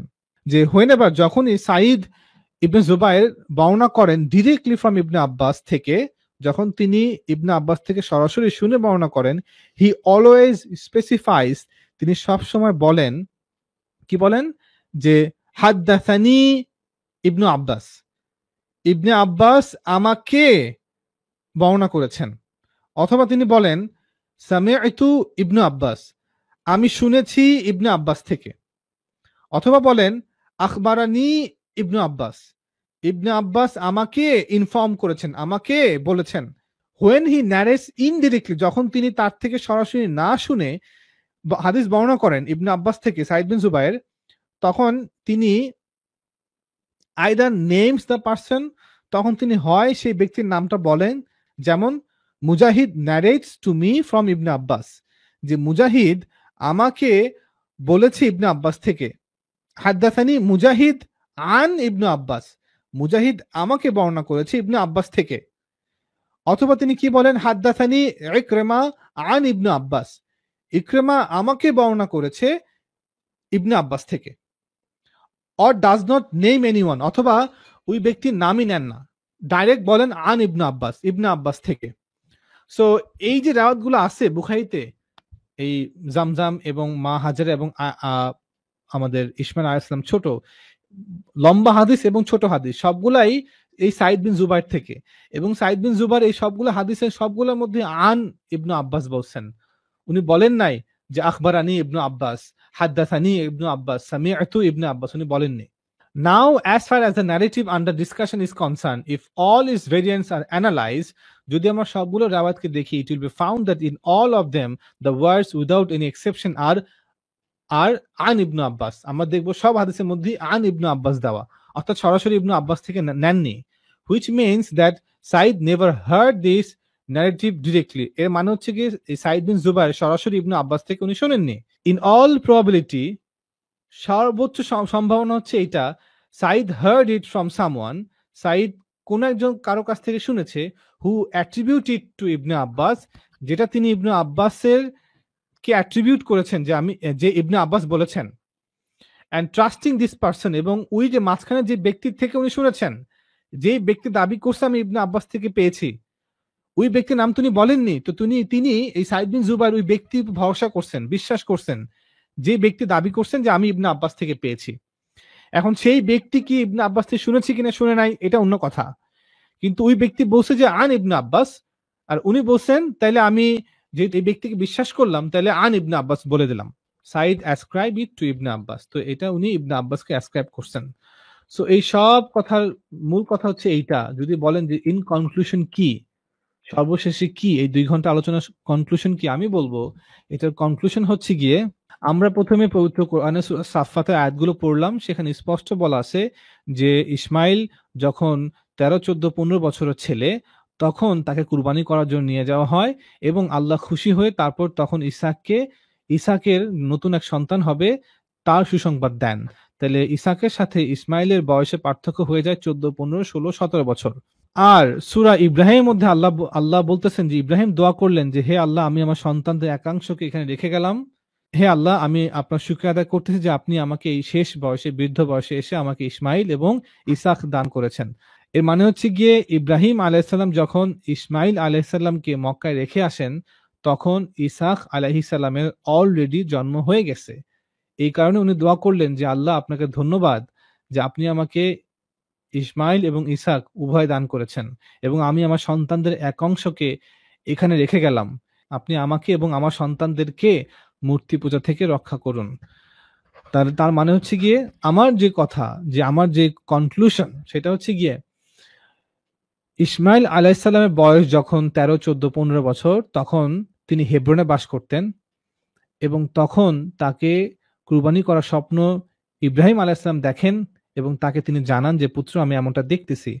তখন সেই কুরবানির ঘটনা ঘটে, এবং সেই স্বপ্নের ব্যাখ্যা ছিল যে তোমার পুত্রকে ত্যাগ করতে হবে, তাকে কুরবান করতে হবে আল্লাহর রাহে, এবং তাকে সেই মারুয়া প্রান্তরে সেখানে আবাদ করতে হবে। এটা ছিল কুরবানির ব্যাখ্যা। তো পরবর্তীতে কুরবানি যখন উনি করে ফেলেন ঠিকই, তখন তাকে আল্লাহ তাআলা সন্তানের সুসংবাদ দেন, আরেক সন্তানের ইসাকের। তারপরে ইসাকের জন্ম হয় 1 বছর পর, 1.5 বছর পর ইসাকের জন্ম হয়, এবং ইসাক যখন ছোট শিশু, 1 বছর বা 2 বছর বা 3 বছর, তখন ইব্রাহিম আলাইসাল্লাম ইসমাইল আলাইসাল্লামকে তিনি এই মক্কাতে রেখে যান, যাতে করে নবী ইসমাইল এখানে সারভাইভ করতে পারে, আবাদ হতে পারে। মা হাজেরাকেও রেখে যান। তো এটা হচ্ছে আমার কনক্লুশন, যে ইসাকের জন্ম হওয়ার পরে যখন ইসমাইলের বয়স 15, 16, 17, 18 বছর, তখন তিনি মা হাজেরা সহ ইসমাইলকে এই মক্কা প্রান্তরে রেখে যান। এটা হচ্ছে আমার কনক্লুশন। আর যে হাদিসগুলো আমি দেখালাম, আমি এর আগে বাইবেল পড়ে দেখালাম, এরপর তালমুদ থেকে দেখালাম, যে তালমুদের সেম ঘটনা, যে ইব্রাহিম আসলেন, বললেন যে ইব্রাহিম আসলেন এবং বললেন ইসমাইল কোথায়, বললেন তার স্ত্রী বললেন ইসমাইল শিকারে গেছে, এবং তারপর তিনি স্ত্রীকে পরিবর্তন করতে বললেন, তিনি তালাক দিলেন। যে ঠিক যেভাবে তালমুদে ঘটনাগুলো আছে, ঠিক এভাবে হাদিসের মধ্যে এভাবে আসে। সো আমার যে মত, সেটা হচ্ছে গিয়ে, যদি ইসমাইল ছোট হয়, 1-2 বছরের বাচ্চা শিশু হয়, তাহলে এই কথা কোরআনের আয়াতের বিপক্ষে, আর কোরআনের আয়াতের বিপক্ষে যার কারণে এই রাওয়ায়াত থেকে আমি গ্রহণ করলাম না, এবং আমার মোটামুটি বিশ্বাস যে এই রাওয়ায়াতগুলো মূলত ইসরায়েলের রাওয়ায়াত থেকে নেওয়া হয়েছে, এবং ইবনে আব্বাস উনি বলেননি যে আমি আল্লাহ রসুল থেকে শুনে বলছি, এবং সাইদ বিন জুবাইরও সরাসরি বলেননি যে আমি ইবনে আব্বাস থেকে শুনে বলছি। জমজম কুয়া, এটা আল্লাহর বরকত। জমজম কুয়াটা তখনই হয়েছে, আল্লাহ তাআলা মা সারা এবং ইসমাইলের জন্য জমজম কুয়াটা ব্যবস্থা করছেন। জমজম থাক, ইসমাইল থাক, কোনো সমস্যা নাই, কিন্তু ইসমাইল ছোট বাচ্চা ছিল না, উনি বড় ছিলেন, যেন উনি সার্ভাইভ করতে পারেন, স্ট্রাগল করতে পারেন তার মাকে নিয়ে। মানে ইব্রাহিম ওনাকে মারতে আসেন নাই, আল্লাহ এখানে আবাদ করবেন, এটা আগেই বলা আছে, ওনাকে আবাদ করবেন। আল্লাহ ওয়াদা করছেন যে মানে ইসমাইল বহু সন্তান হবে, ইসাকের বহু সন্তান হবে, মানে এক উম্মাহ হবে।